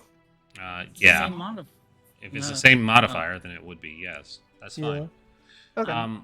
The Yeah, that's vibe of the room is a lot of people are here to attend this party. Okay. Nobody's putting off bad vibes. Nobody's cramping the aura. Not that you can see from here. Yeah. So then I say, you want to try to show these losers up? Hmm. Hopefully quiet enough that they don't hear, but that 3 strings hears. I mean, you are standing right next to them, but 3 strings nods. So go ahead and make me a performance roll, please. Yeah, I'll make Oh. mine too. Do you take a dance partner, or are you just twerking on the floor by yourself? Oh, sorry. Talking to Rose. Yep. Oh, hey, I'll ask the twins. You're gonna run out there and ask the twins? Yes. Why not? Sure. Go ahead. Pardon me, would you two care to dance? One looks at the other and says, "She thinks we're patrons, sister." "Indeed, she doesn't realize we're working, sister." And they both bow again respectfully. "As sad as we are to decline, milady, the lady of the house is always watching. We wouldn't want her to think ill of us for not doing our duties and maintaining the happiness of the guests." And then she says, "A thought, sister. Maintaining the happiness of the guests would include humoring them with the dance if they requested, would it not?" She says, "You are right, sister. That would fall within the purview of our duties, were the mistress to inquire." And the two of them hold out a hand each. "We accept." And I will take a hand each. Why not? I'm amused. I love these creeps. So fun. And so, all right, I need performance rolls, please. I rolled a 17. I'm going to spend a superiority dice to use commanding presence. I'll allow it. When you make a charisma, intimidation, performance, or persuasion check, you can expend 1 superiority dice and use it. Hell yeah. Here we go. Oh, that doesn't work. Okay. Isn't it just a D8? Weird. Why didn't it? roll the command on it, Sush. Did you space? Gotcha. All right. It really should have worked. That's weird. Total of 20. 20, yeah. Alrighty, 1 second. Now I need to do their roll. Oh, that's why it's not bringing anything up, because I spelled like a dummy.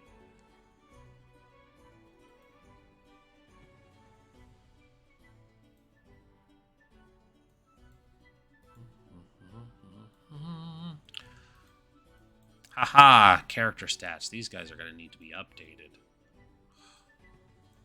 Because this game's only designed for 5th level. Okay.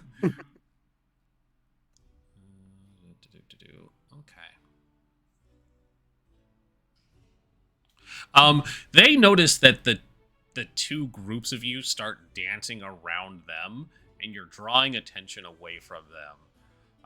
The wife kind of looks and she says, Victoro, they're making us look foolish. And he says, calm yourself, Amelia. We're in the middle of the dance floor. They knew what they were asking. Calm yourself, Amelia. We've got this. And he looks to the bard that's currently playing, and he snaps his finger, and you see her shift the music, and a spotlight falls on the two of them. And it's very much like the Addams Family scene where Gomez and Morticia start dancing. And I'm going to make my roll now. Whop. And with her helping, they give each other advantage, because that's just how I roll. And then,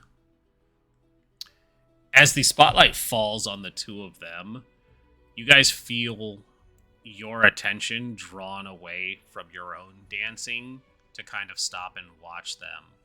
Despite how great, and I will emphasize how great, the two of you each were dancing with your respective partners, and but the magnetic pull of their charisma seems to bring the two groups to a stop as this light continues to follow them.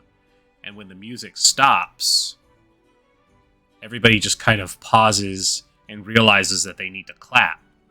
And the bard standing at the stage says, well, that was a very excited performance from our esteemed nobles, the Castellanters.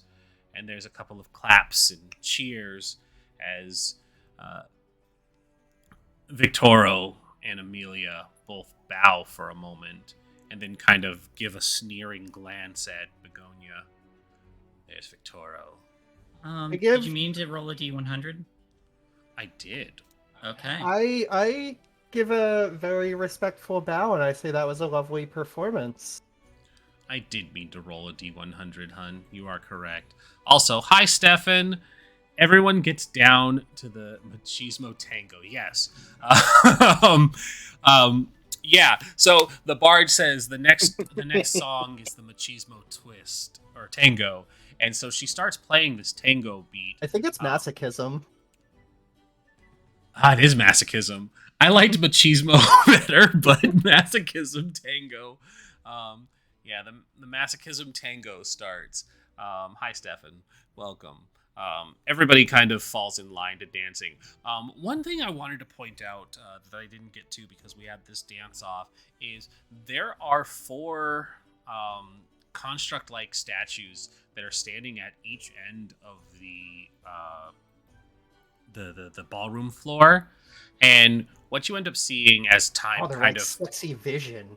As time kind of progresses throughout you all dancing or, waiting, they stand there at attention unless somebody approaches them and speaks the command phrase, would you like to dance? And when they say, would you like to dance, the construct glamours on the outfit and the appearance of the dancer's ideal partner, and then they would step out onto the dance floor to dance with the person. And once the dance was concluded, they would bow and return to their position to await the next command. What a dope fucking place to just be. Yeah, this place is awesome, isn't it? Yeah. So, for those of you who went to go see Volothan, you arrive at his side right as he's busy signing a number of books, and Volo is there, and he says, "Ah, my good friend, it's about time I managed to see you here. I'm so happy to assign a new book for you." And he kind of looks and he says, "Ah, yes, of course." He says, "To my good friend, the lady," and he trails off for a moment with a wink, and he says, "And I hope my friend takes a good care of you tonight." And he winks again in the direction of this handsome redhead who holds out an arm for the lady, who is in turn handed a book from Volothan before they disappear off to the dance floor as well. Boop, boop, boop. They have overcome the Castellanters. They are the new villains. Boop, boop. Yeah, they go to dance. Volo notices Calindria and Twist, and he says, "Ah, hello. I was wondering if you all were going to be fashionably late. It's very good to see you, my good friends. Welcome. Did you all Dear, dear Volo. Did you all have a chance to look around, make sure everything is safe for my book signing?" We did have a brief look around. We haven't seen anything too concerning as of yet. I see my other bodyguards are busy scoping out all of the potential assassins, as it were. Hoping to not get killed on the dance floor, yes. Well, it seems at least one of them has made a dangerous enemy with the Castellanters. I don't know how we got zoomed over here. But There is, I do have a, I didn't want to interrupt anything, but I would like to ask to make a couple checks. You can certainly make a Or couple one checks. check, and then I just wanted to, wanted to, because Where I did- don't know how, I honestly don't know where the Castellanters went. I'm trying to. Yeah, I find was them. gonna say I would have watched them leave if they You went somewhere. yeah, you set these two people over top of them. That's why I said they just Oh! killed the Castellanters and overcame Gotcha. them. I They didn't. were the new villains now. I didn't see them get overtaken, and I was legitimately looking for them. Yeah, the Castellanters are dead now. They're dead. These two people just stepped on them. They fell and broke their neck. Anyway, first things first. Having listened to that, Could you listen to that while being on the dance floor? Maybe, I don't know. How would you have? You're currently occupied with two ladies. No, I meant like she said the thing about the Castellanters. Oh, she certainly did, but we're talking about Volo. I'm talking about the Castellanters. Sorry. Okay. Oh, yeah, my mistake. What would I know about them? May I make a history check to get some general The information? Castellanters are a noble family within Waterdeep. That's what you know. Does that mean no roll? Or You don't need to roll. They're a noble family within the Waterdeep. Okay. Within the Waterdeep. within the Waterdeep? They are a very wealthy and The influential deep family. water, even. The deep water. Okay. Ah, Um, I almost believe exactly they the are center of the bankers. the other thing would be, and this is more just for DM knowledge. Yes, the Castellanters are one of the richest families in the city. They are known for banking, money lending, and rumor mongering. They sell rumors. They are rumor mongers. They monger rumors, if you will. They monger them. in a Um, different life, they could have been really good friends with Begonia, but they I had mean- to be dancing when I had a date with my. It's My true. sweet- You So- poor sweet summer child. So that we don't metagame knowledge, and so that we can get back to the other two players who were in the middle of something. Please, what's the last question? Not a question. This is more just DM knowledge. I do have. I had taken the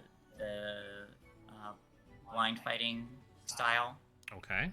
which just means I have blind sight 10 feet. I don't know how relevant that is to what you need to know, but I figured I should. I'm not sure how that will be relevant, but when it comes up, it will. Anything else? No, that's all. Okay, so we turn the camera back to Volo, who was talking to Calindria and Twist. He had been greeting you all, saying things along the lines of, "Hey, it's very great that you all are here. I'm so grateful." He just says, I do have a couple of things I need to get done before the party can promptly get underway. Just please keep an eye on things and make sure nobody tries to kill me while I do my speech. Yeah. Absolutely. Wonderful, wonderful. And with that, he kind of like stands up and he gestures for the bard to kind of lower the music and come to a stop. And he stands and he just says, "Wonderful, wonderful. Thank you, all of my friends, for coming out here to be attendants for my newest book signing. If you have not purchased my book, then I have to ask, why are you here?" And he kind of laughs, and there's a moment where everybody kind of laughs and applauds. And he says, "Well, but seriously, everybody in attendance, of course, is getting a signed copy of the book because you've already paid. That's why you're here. You're good friends to Volo." He kind of laughs again. He says, "I want to thank all of you, for without you, there would be no book. This is a guide to help others find a way to make long-lasting friends and how to garner the power of friendship within their own hearts so that they can live such a rich and fulfilling lives, much like myself. For remember, you are nothing without your friends, and Volo is nothing without you." He says, "Thank you, enjoy the rest of the party." And he kind of gives a little bow and he says, "Wonderful, wonderful. I think that went well. Nobody tried to stab me at least once since I've been here. I think we're off to a good start." I think your book's working. They're being friendly. Wonderful. I think it's the offer of free food and wine, but that is part of That making too. friends. Well, I don't really need you guys standing like right here. If you want to spread out and keep an eye on things, I think it will be okay. Sure thing. Wonderful. She'll Alrighty. just Conjure kind of move up to the middle of the plane, just to look like she's meandering. And do not hesitate to go down to the banquet hall. The chef down there, he has made this weird thing where he rolls like fried pork within a dough, and he calls it like a dire boar in a hammock. It's delicious. Oh goodness. Even without Volo's advice, Begonia forgot she's working and she's in party mode, and she's going like, Three Strings, I want to find some snacks. I forgot to eat today. He says, "Would you like to go down to the banquet hall?" Of course. All right. So the banquet hall is downstairs, and I'll move you, Begonia, since you don't know where the map is. But you take the stairs, and it's directly underneath here. You see that there are other patrons here who are gathered around. There are large tables that can seat 10 people each. There is also a dwarven woman who is busy playing the piano. Much softer here, melodic.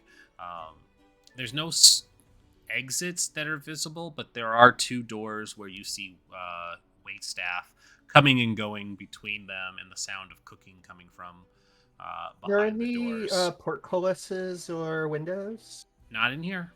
Okay. Interesting. Yep, you're in a statue. So he just kind of is like, "Well, we can take any of the tables if you like."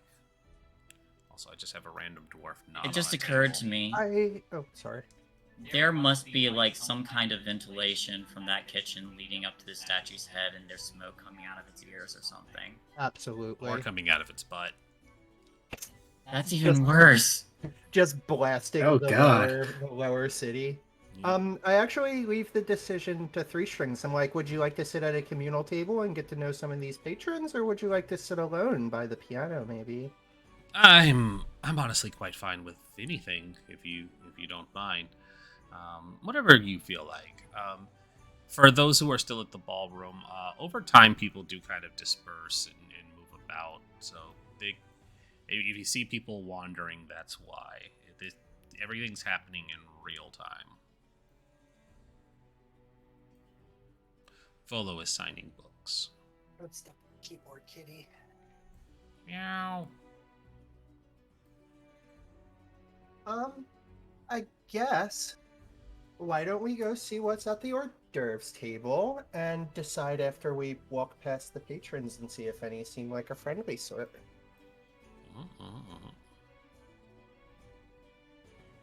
You gonna head to a table? Yeah, I had to move a cat. That's fine. Move the cat. Cat's not allowed to have hors I d'oeuvres. I'm guessing hors d'oeuvres It doesn't are matter, being just served pick over one. here. There we go. Over here. Yep. So you and Three Strings mingle, get some food. There is a lot of upper end noble foods being served. Decadent puddings, savory meats, fine cheeses. This new vegetable called peas. They've never seen them before, but there are large bowls full of them. And you guys just have a nice time getting to sit and chat. Up on the dance floor, some time has passed. We'll just say that Rose is enjoying her dance with these twins who are moving with the same amount of grace and maneuverability as she is, where Rose has the duality of being human and a drow.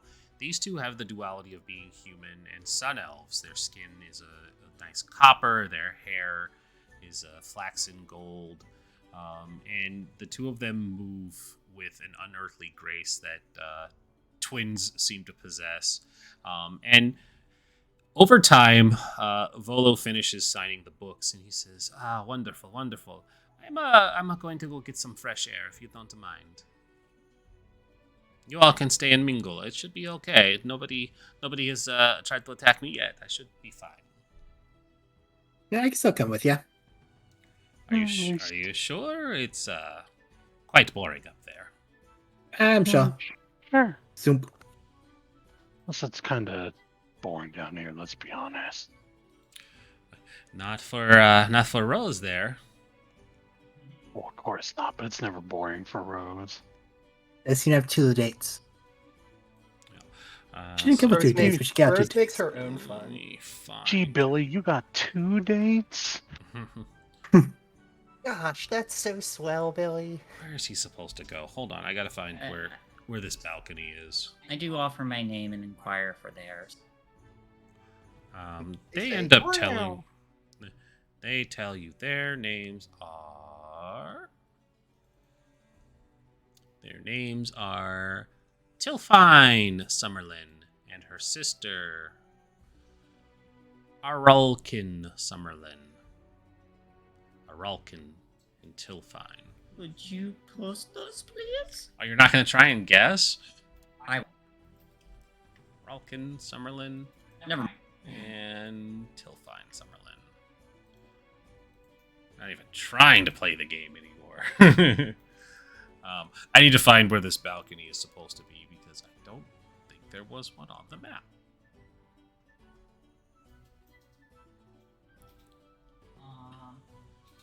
If I have to do the recap next time, S11. I'm going to call them Anakin Skywalker. Certainly. S11. Oh, that's the balcony. Okay. All right, sure. That makes sense. The three of you go walking for a while, and I'm going to just maneuver you up. Up. It's not really a balcony, but It twist snapped. There I am. zoop. So you guys go up, and the balcony. S11, S11, S11.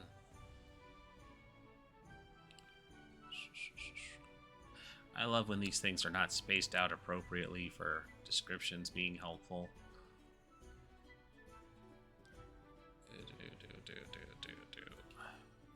All right. Hawk's Eye Balcony. So, ascending the spiral stairs leads up to a quaint circular room. On one side, there are 2 port windows that overlook Waterdeep. From the castle ward and beyond, Griffin cavalry riders can be spotted in the distance, but for a mere moment, everything seems tranquil, a city at peace. And so Volo, he gets up here and he just kind of lets out a content sigh. And he says, it's good to take in the sight of the city from so high up. You really can take it all in and understand the beautiful perspective in front of you. Don't you agree? Yeah, I've never been this high. It seems Really? like a lot of work to get this high, really. Well, just imagine this statue. The Hawkman, he is always this high. He kind of gestures to the 2 windows. He's like, see? He can see everything from the city. You make sure you stay safe. Should kind of like get close to it to lean in and look out. Calindria has Diffused. absorbed Volothamp.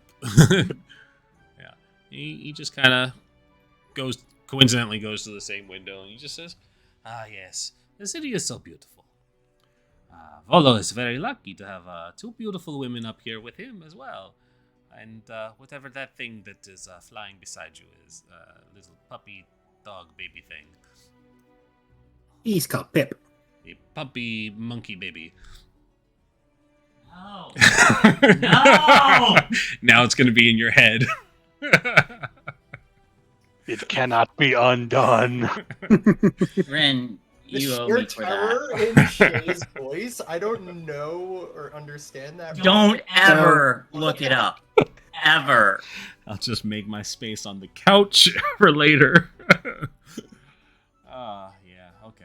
Hey, Rascal, you need company later tonight? Anyways, yeah, so he just seems to be content with staying up here for a moment. What's the biggest question is, why would somebody want to kill you or hurt you? Something that you would need protection at a book signing for? He kind of laughs at that, and he says, I'm an asshole. when you have been at this business for as long as I have, when you have traveled for as far as I have, and you have done what I have done for so long, not everybody is your friend. There are people who have creative differences in what you write. There are people who see their own truths in a certain way. There are just people who seem to think my accent is not very good, fake even. I do not understand where these accusations come from. But I was hoping that this book would show a more genuine side of the Volo, and that would actually serve to help people. All I ever want to do is help people, spread knowledge, show them that there is more to this big, beautiful world than we realize. Though I think my next book will be expanding outside of this world, the Volo's Guide to the Plains. Well, that could certainly be quite an interesting read, though I'd imagine it'd be kind of hard to explore given how many there are, and most of them are not the best conditions for mortals to be on. Well, we wouldn't go to places like the Plane of Fire. That just sounds dangerous. I don't have enough sunscreen to protect from that. But Volo could think about maybe reconnecting with a friend. There used to be this ranger who operated out of Baldur's Gate. He has sent word that there are these boats. They call them spell jammers or something. I don't know how you would jam a spell, but if it's anything like a strawberry, it would be very delicious to see. What do the boats do? Just, I assume not regular sailing because they wouldn't be special. I have no idea, but that is part of the pursuit of knowledge, is it not? True, and then, Maybe they go There under are. the water.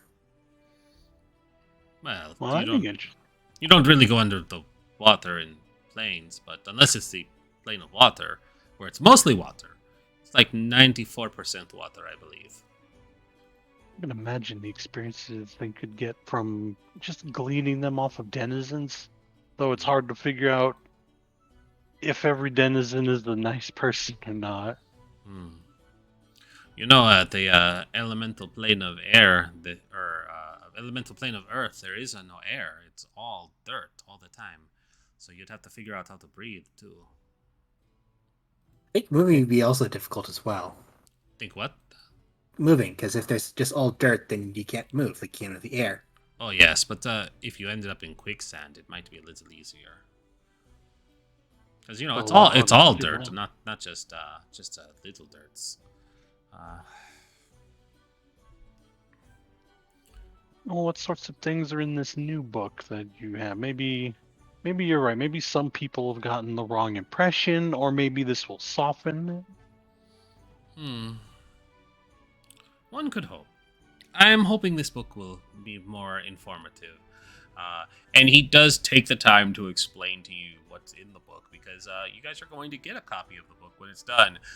The DM, of course, doesn't have any of these details because they weren't included in this, but it is just one of his books, and it's a great book, and it's far on the par of his Guide to Monsters and all of his other many well-published books.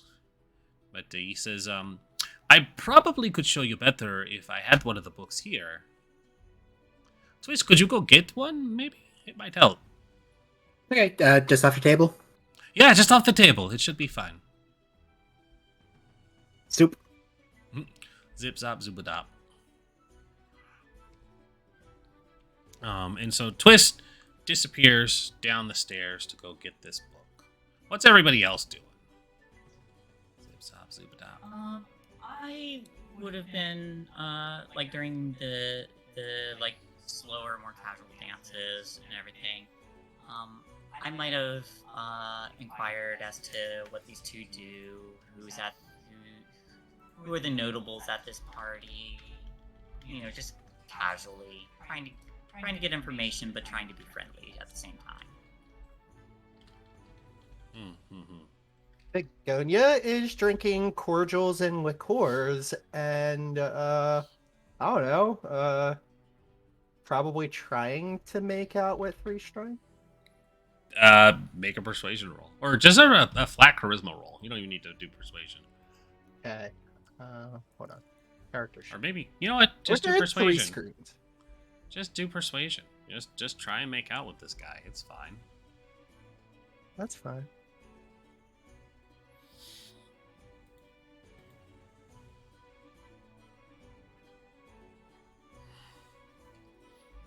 Do I have advantage because I invited him to a fancy party? Sure. I got a 20. He's probably DTF. Yeah. So you guys are having a great date. You're charming. He's charming. You guys have taken the time to eat and drink and just generally not bodyguard Volothamp. No, I let you know that very quickly. Yeah. She was working. This was very obvious that she was like, my friends can keep him safe. And so you guys are down there making out. The other patrons don't seem to mind because it's just that kind of high society party. People make out. It's fine. There's an orgy later. It's fine. There's probably an orgy later. Twist, you come down and you see that these books are rather large. Probably too large for your tiny form to carry.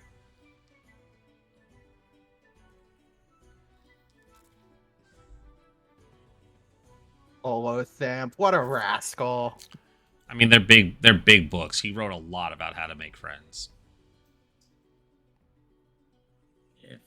If I notice that, I will give the twins a kiss on the hand and thank them for their time to go assist.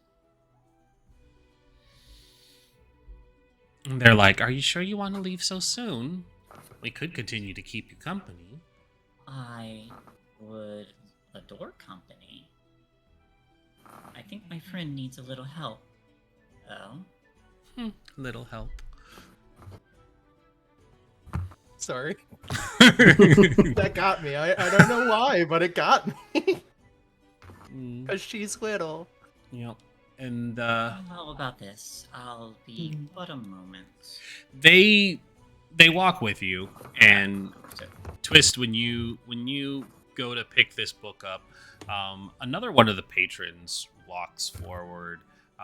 In fact, I'm gonna just go ahead and say that it's the fucking Castellaners. They walk up and they say, "Excuse me, tiny winged person. You seem to be holding my wife's copy of the Guide to Making Friends." Oh, sorry. I was asked to grab a copy, and this one's on the table. And it's the last copy, and he holds out his hand. The best for last, of course. But Volvo asked me to grab a copy for him, which I think he wants to actually do a personal gold signing of. And Amelia looks to her husband and she says, "You hear that? She's trying to steal my book. Can you believe such audacity?" He says, "If I hadn't heard it from her own mouth, my dear, I wouldn't believe such audacity." And he kind of glances towards the guard that is now glancing at you. I'm confused, because Volvo asked for the book, and it's his book. No, it's our book, as we paid for it. His hand is still held out. Go ahead and open to that page. Right there at the front. Let's put the book down, open to the page. To my esteemed friends, Victoro and Amelia Castellanter. Does it look like Volvo's writing from last night? Mm-hmm. Yeah. Just to close it, then lift it up. Oh! They don't even send me down here for it. I'm sure he sent you to find a book, just not ours. Because it's already up to them.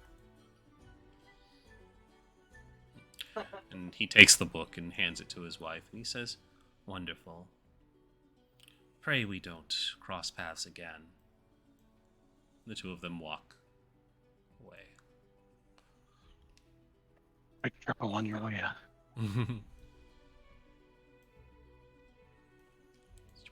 I figure it wouldn't take this long to get a book. Should we go if she needs help? I could trust you to find the book. It's no problem. I will stay up here to catch my breath.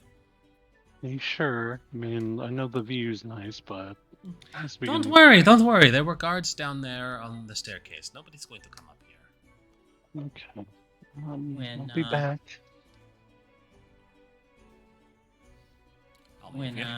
Sorry. Nope, you're fine. When, Was that the... That's like the last copy on this table. Alright. I will check under the table real quick. There's nothing underneath the table. The twins will step forward because I'm trying to help navigate you guys. The twins will step forward and say, "Volo had been doing signings in other areas of the tower. We can show you where other books would be if you are willing to follow." Of course. Sure, that'd be great help. All right. Twist, why don't you go back to Volo and inform him of the situation? Sure. We'll be along shortly. Yep. All right. And so, in the time that this is all happening, Calendria, you are coming down as they are walking out, and there is a brief moment where the two groups converge. The two groups converge. Nope. The two groups converge.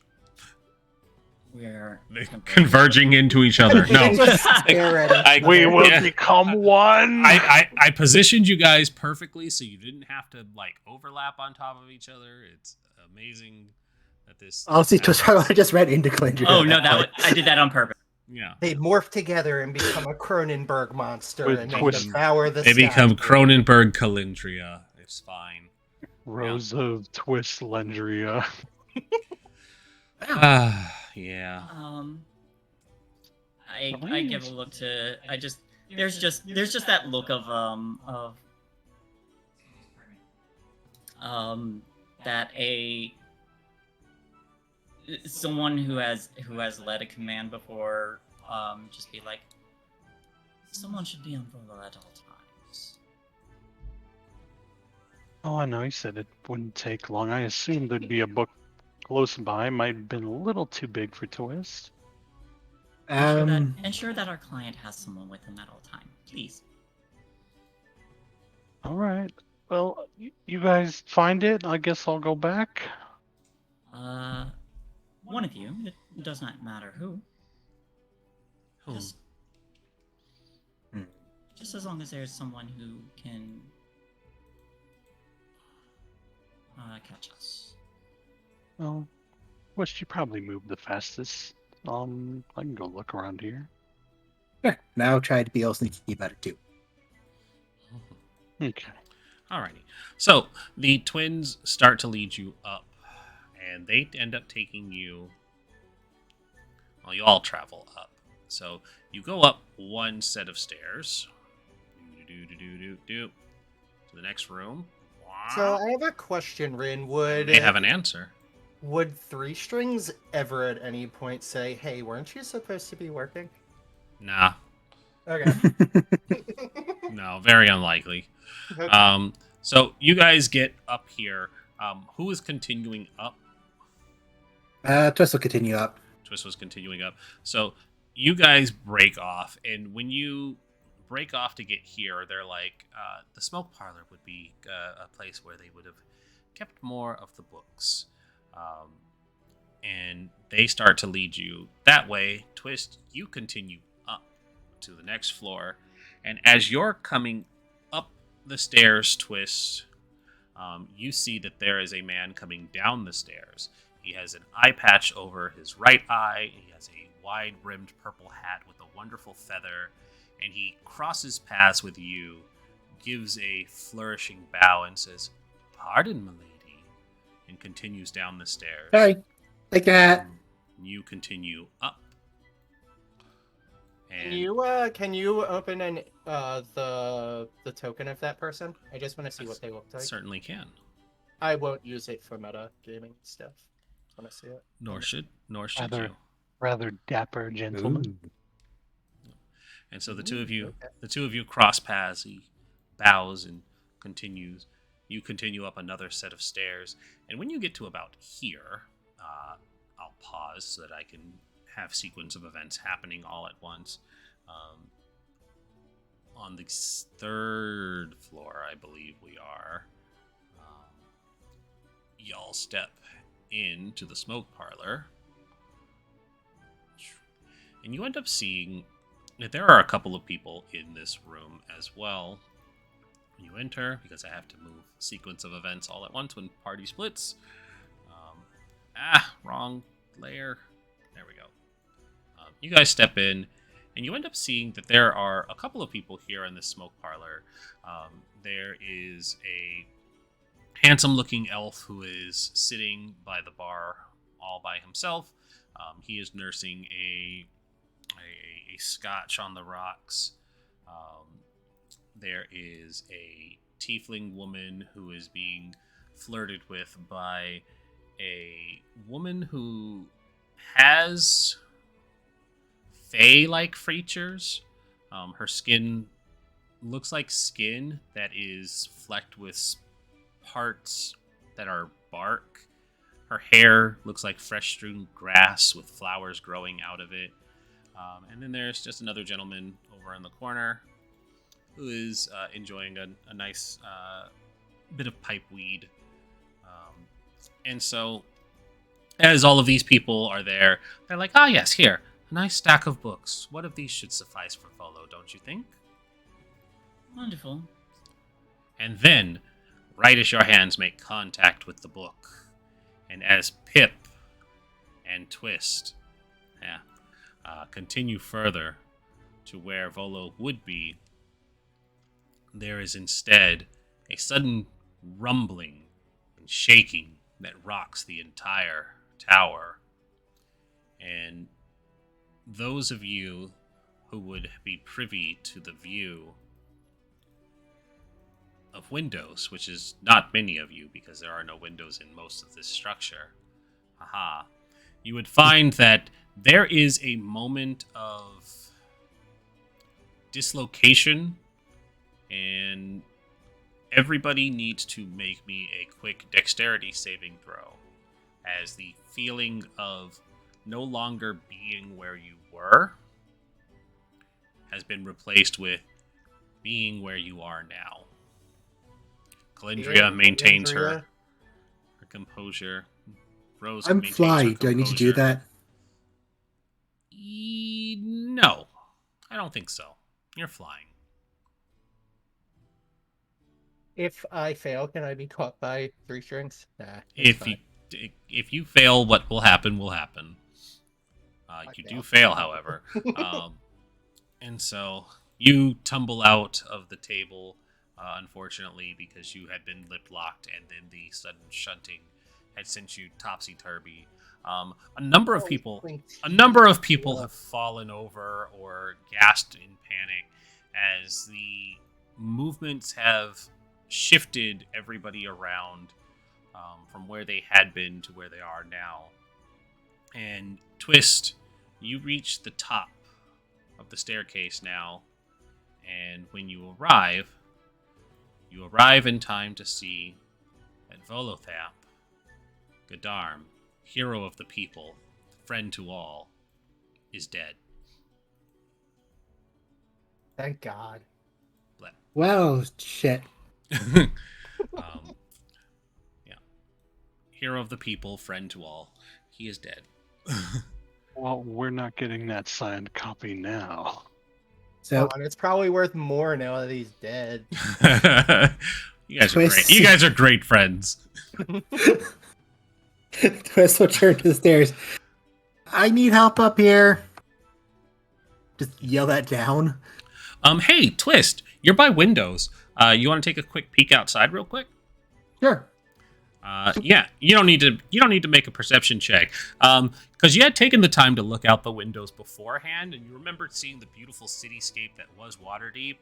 Now, what you end up seeing is not Waterdeep.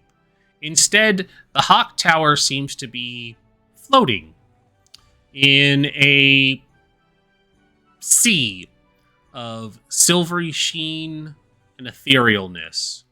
Almost like it's a sea of astral.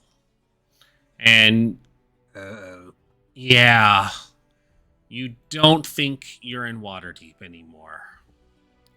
It's quite strange. But you gave the call for help. And calling down from the stairs, 2 guards come up. And they see the sight of poor Volothap lying on the ground dead as well, and one of them quickly reaches for a whistle and blows it, and this whistle is sharp enough to be heard down the staircase. So you all in the smoke parlor hear it as well. They don't move to do anything to you, Twist, because you're the one who called for help, but they see that Volothap is injured, and one of them, is like, alert everybody, and they quickly follow the procedures of what would happen if somebody was murdered. I will move all those of you that are close enough to participate up. Hope this ends up I don't being think we're like in a Waterdeep part anymore. 2.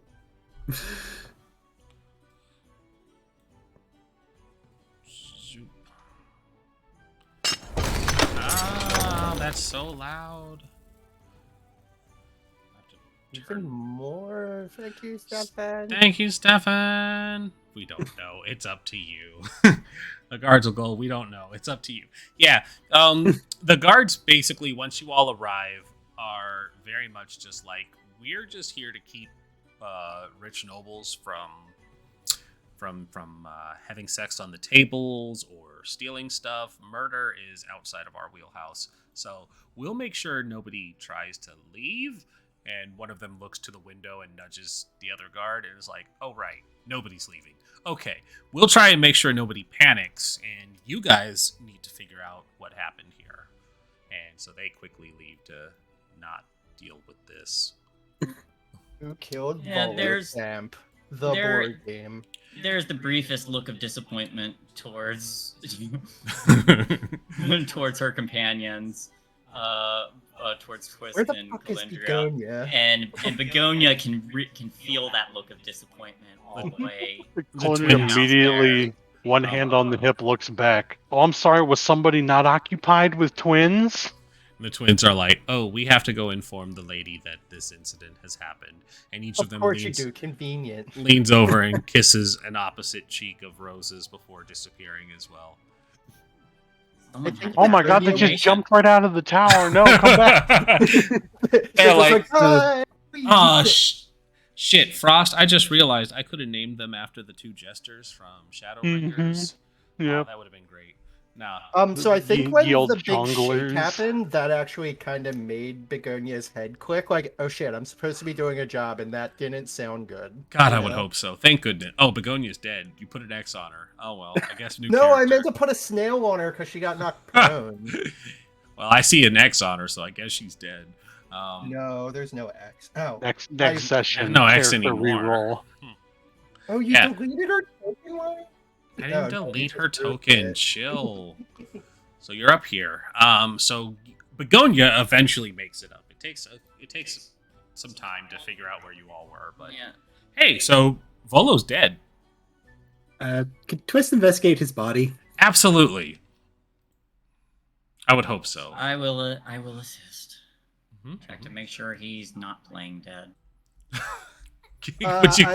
Would you like to roll to see if he's playing dead? I would, because Punch I him wouldn't in the junk. put it past him to do that. All right. Sheet.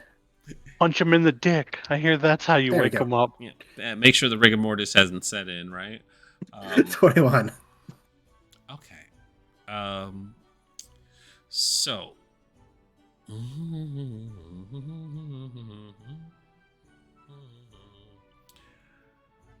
So you're investigating poor Volothamp. So Volothamp's body lays within the center of the room. Yeah, sure. Why not? He's in the center of the room. He lays in the center of the room with blackened veins. There are multiple slashes across his body in combination with a single gut-shot wound and a severed tongue. Your investigation check, which actually is enough, deduces that the slashes came from a curved sword of sorts, and the gunshot wound was dealt at point-blank range. There is also a medicine check. Perfect. Inspecting the blackened veins, a successful medicine check reveals that Volo was poisoned just before he died. Wow, someone really did not like Volothamp. Yeah, he's been taken several slashes, he was shot, and he had his tongue removed. Does he have anything in his body? On his body? On the person?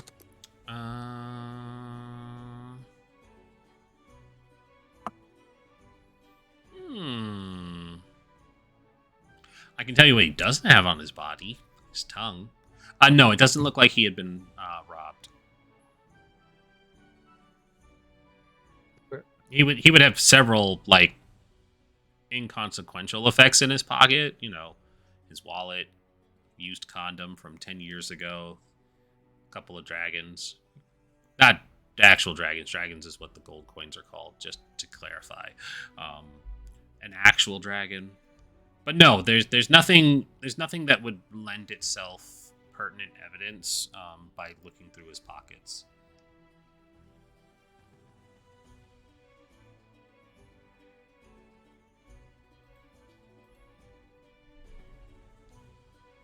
Okay, well, he wasn't robbed, obviously, but they kind of really hated him. May Poison, gunshot, multiple slash marks. I make an investigation to kind of get like an idea? Actually, I guess like the question is there a way for me to discern foot patterns or struggle or blood spatter analysis, or Would you you know, like this. to investigate the room? Yes, absolutely. Investigate the room, please. 12. Okay. I'm rolling garbage tonight. Oh my goodness. Nah. Actually, would your perception be the same or better? Worse. Worse? Okay. Yeah, intelligence is actually much higher than my wisdom. Okay. I'll treat it as the same DC because it really is. You are not able to find anything. So I tell the crew, well, I got nothing. I'll start taking a look around then. But I will, as I'm looking, I do ask. Excuse me. I do ask. Melindra, did you see someone going upstairs when you were coming down? And Twist, did you see anyone coming downstairs when you were going up? I did see a guy with a large purple hat with a feather in it. Had come downstairs as I was going up. I nearly bumped into him, but he kind of flourishly bowed to me and we stepped on past afterwards. I saw nothing. Great quality detail. Great quality detail. I saw great quality of detail. Everything looked really beautiful. Guys, make sure you write that down. It was great Quality of detail. Thank you, nephew. Anybody else want to look around for more stuff? Yeah, I guess now that there's, nobody to look out for since the thing already happened, I'll go look around. 20 perception. An 18 perception. Alright, so you two split off and look for clues. I will give the 20 to this one. Alright, within the room, when you look around, you discover lingering in the air, there's the distinct scent of smoke powder.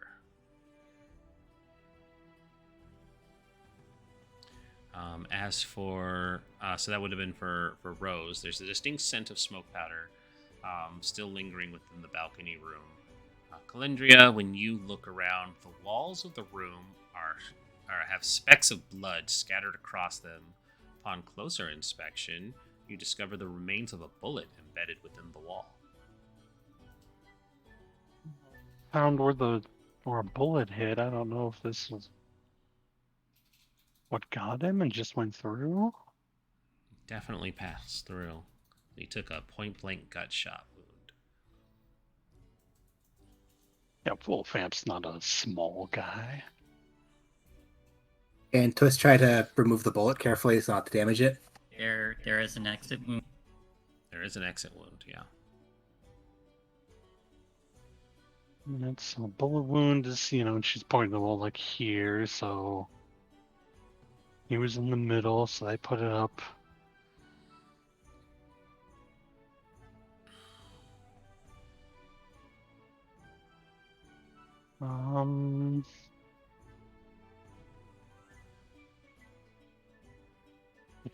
They're kind of staying like where he's supposed to be in the middle. Like, okay, so bullet wound. Yeah, to like disregard that he's over there in the corner. I just hadn't moved him. He's in the center of the room. Yeah. So bullet wound is back there. He'd have to be standing. She kind of positioned herself in the right spot, like right here when he got, and then where the person shot him from. Yeah. There. Now I'm dead. Now I'm dead in the center.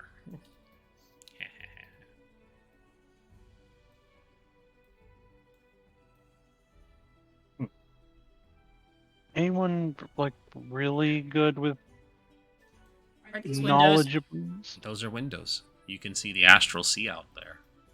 Are they like open windows or like sealed off with glass or something? They are sealed off with glass. Do they look like they can be opened? Do you want to open it? I want to. No, I just want to know if they can be opened. You can get closer and inspect it. I shall do so. Okay. Open the window. Let's go first. I was like, you can definitely open the windows to the Astral Sea, and this will just become a Spelljammer campaign. My plan has worked. I'm waiting on a roll. Oh, investigation or perception? Either or.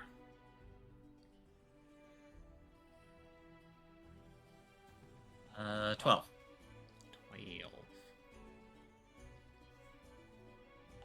12. So these are specifically described as port windows. Port window. So they do not have the means to be open. Like, I know, like, cruise ship ones can be open, like on a Navy boat, but there are also other ones that just kind of have that shape and design that where they're like not meant to be open. I'm gonna say, for the sake of brevity, these can be opened but should not be opened. Okay, so someone could have gotten in if they scaled upwards. Yeah, very likely. Can I make an Arcana check to figure out, like, what the fuck is actually going on? Like, beyond the Volo case, I think Begonia is more worried about the fact that we're floating in a sea of quicksilver right now. Certainly. Arcana work, she said, right? Mm-hmm. Yeah, you could try Arcana. Try and give a guesstimate. So you don't really have experience with planar travel, being level 3, but you do know that this is unusual.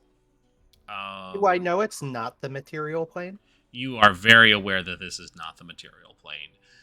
You know that you are not in Waterdeep anymore. You are not in the material plane. The best guess you can make for this situation is that when Volo died, seemed to be the trigger for this displacement. Hey guys, can we check to see if, besides his tongue, did it seem like anything was missing from Volo's possession? Or, like, I don't know, does anything around the room look out of place? Or I'm just trying to think, because I don't want to say there were tales as much as legends or folklore where I'm from that the placement of certain things held keys to locking doors, I guess. And I feel like that, I don't know. I'm just really uncomfortable with how this all happened. I mean, I wasn't exactly here, or we're trying to piece together the mystery. I guess that's what I'm getting at, but something seems off. You don't just teleport a giant construct to wherever we are. Like, it was an ingrained fixture in Waterdeep, you know? There's gotta be something. I don't know, at least personally, of any single magic user that could pull off something like this. I can think of several. Well, wouldn't you better have to one have? first than me. Wouldn't you had to have enchanted the whole bloody thing to do that then? Isn't this thing already magical? Yeah, like That's giant the magical statue. Well, isn't that the story? These like when all the wizards, she's like, you know, the wizardy shit happened. Like they all came to life. Like the big rumor was that they just kind of, I don't, can't say Attack on Titans because that isn't the thing in this world. But yeah, they all were doing their own thing because big spell explosion. Well, things went really badly, and then they came alive to protect the city. But points to out the window, we're not in the city. Well, it Like doesn't change the fact that it has magic in it, so I don't know. doesn't help. I know this one lady I used to fight for in back in another town talked about teleportation takes a while to do. Yes. And you'd have to like set it up because don't you have to like know the place you're going? So this, you said we're To at be the safe, yeah. Astral Sea, right? Did they like ship the whole thing there? With Look, this, can you do that with magic? Here's my guess. If if we got transported here because he died and someone took his tongue, then if we put his tongue back, then we should be transported back and he'd be alive again.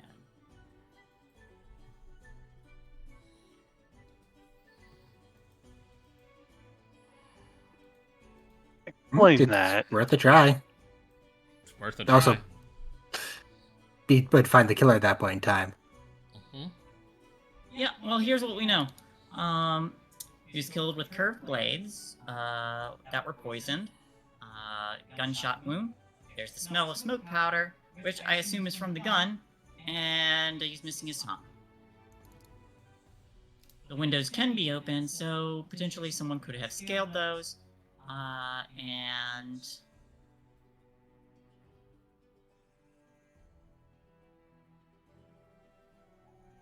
Well,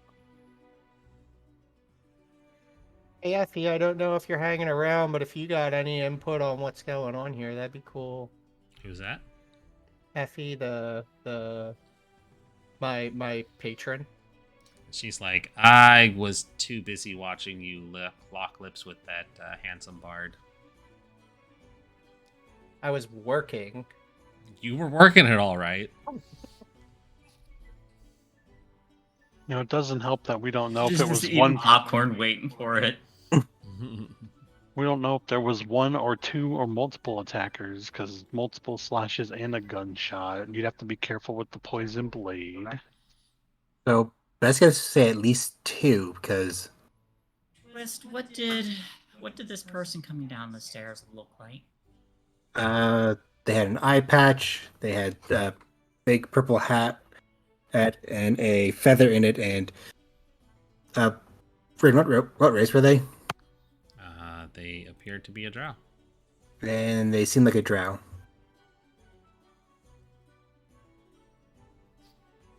Well, it doesn't sound like the same drow if they only had one eye and were wearing purple instead of that, but...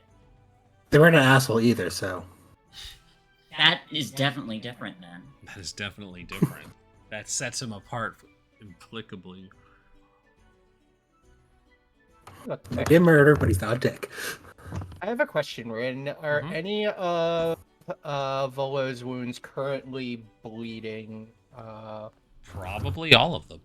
He was Okay. only recently murdered. He's freshly killed. And you said his veins were black. What color Yes. is his blood? Blood color.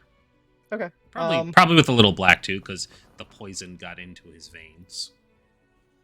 Can I observe the body to see how the poison was administered? You can make a medicine check to see how the poison was administered. Yeah. DC 10. So based off of what everybody else had found and looked at earlier, I will say that the DC is lowered so that the 10 is enough to kind of trace the source. The source of the poison does not appear to be from the slashes. It appears to be from the gut wound.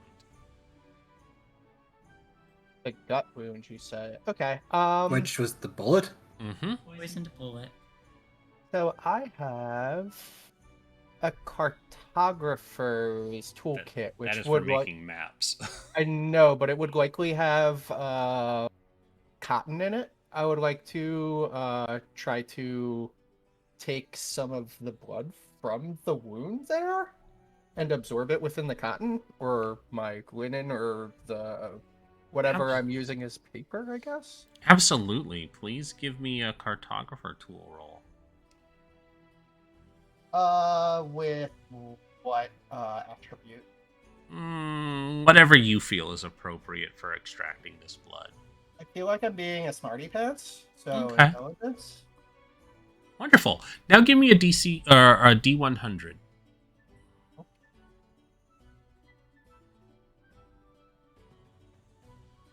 29. Excellent. Now I'm going to need another roll from you because you were handling poison. Yes. I need to find where it is. Constitution saving throw is what I'm expecting to have to take. That is what's I'm going to need from you now, but let me find the DC. So you can go ahead and roll it. Oh, no. Awesome. Have you ever been hit by purple worm poison before? No. Yeah. No, Volo would have been melted if it was purple worm poison. That's true. Just a puddle of Volo. He just died from the shock damage. He couldn't take the poison damage. Oh, so this one actually doesn't have a DC. I'll just say it still requires it. So, I'm going to roll this. And you take 10 poison damage. Ouchie. Yep, it makes contact with your skin, and it does not feel good. I more than yelp. I kind of belt, and I'm like, what the? It burns. What'd you do? What I happened? like recoil and shake my hand. I'm like, Don't you and have like gloves? all of the color from my cheeks rush out, and I go a bit pale, and I'm like, yeah, that's poison, all right. Holy shit. I told you it was poison. Yeah, but I wanted to figure out what kind. Obviously, the kind that hurts like a motherfucker. Poison usually does. It's safe to say that Volo died in a great deal of agony. Yeah, he wasn't feeling great when he died. That's for sure. Yeah, Quist's gonna ritual cast Tech Poison Disease. How bad did that hurt? On a scale of 1 to 22, 10. That's accurate. Nobody heard any cry in pain. I didn't hear any commotion. Look, I'm His guessing tongue he has died. been removed. Here's the thing. So I we've think placed that the tongue was removed before the poison because it would take a much stronger willpower than I would imagine Volo has to not squeal. That's true. I think he died instantly. Looks like then they just mutilated it to throw us off from who did it, or they really wanted did time not to like escape, him. which they're probably doing right now. We should probably go downstairs. Well, at least to be fair, it's not like anybody can leave currently with the, It's not like anybody can go anywhere. I mean, traditionally go anywhere. That's some kind of weird defense thing that this... I'm going She to... starts, looking around. Did the statue know he was murdered and teleported us to the Astral Sea as a lockdown method? That would be fucking cool. That would But, be very cool. I kind of clink my little, my amulet, and I'm like, there's non-traditional ways to hide and to escape,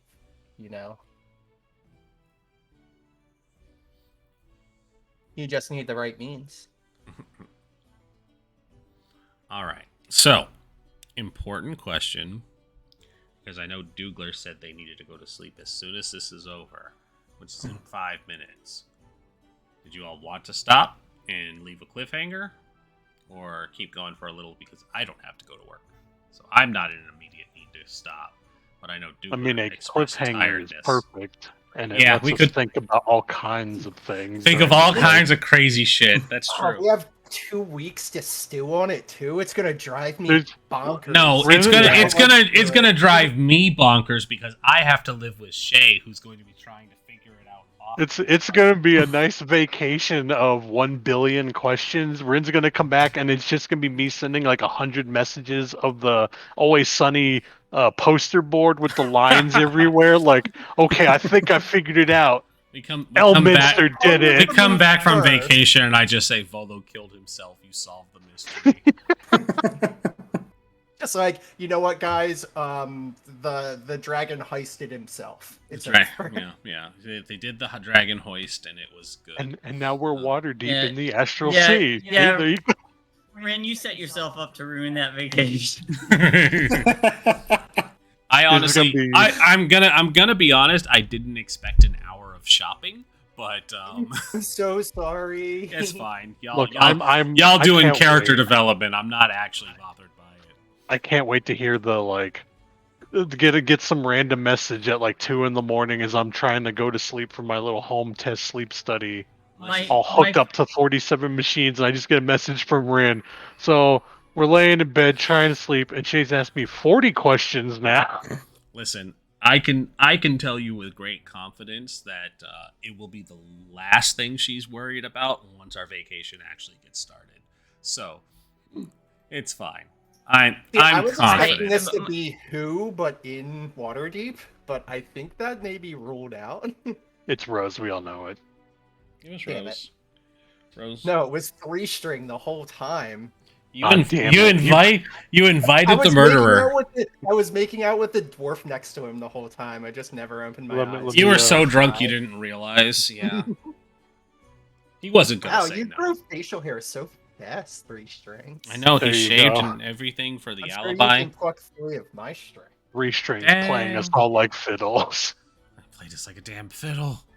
Anywho, I suppose that'll be where we wrap up then, because it seems to be the unanimous decision. So Dugler can get some sleep. Yeah, Thank get you your all sleep. for watching. This has been Waterdeep Epic Heist. We will be back on the 3rd of November, because Shay and I are going on vacation. This will be the last episode seen for the month of October. So y'all have a good rest of your month. In November, we may come back with sponsors if they're still doing sponsors when we get back. Because people like HelloFresh did actually send sponsors that I unfortunately had to refuse because we would be busy. It's fine. That's life. Y'all have a good night. We'll see you around. Bye-bye.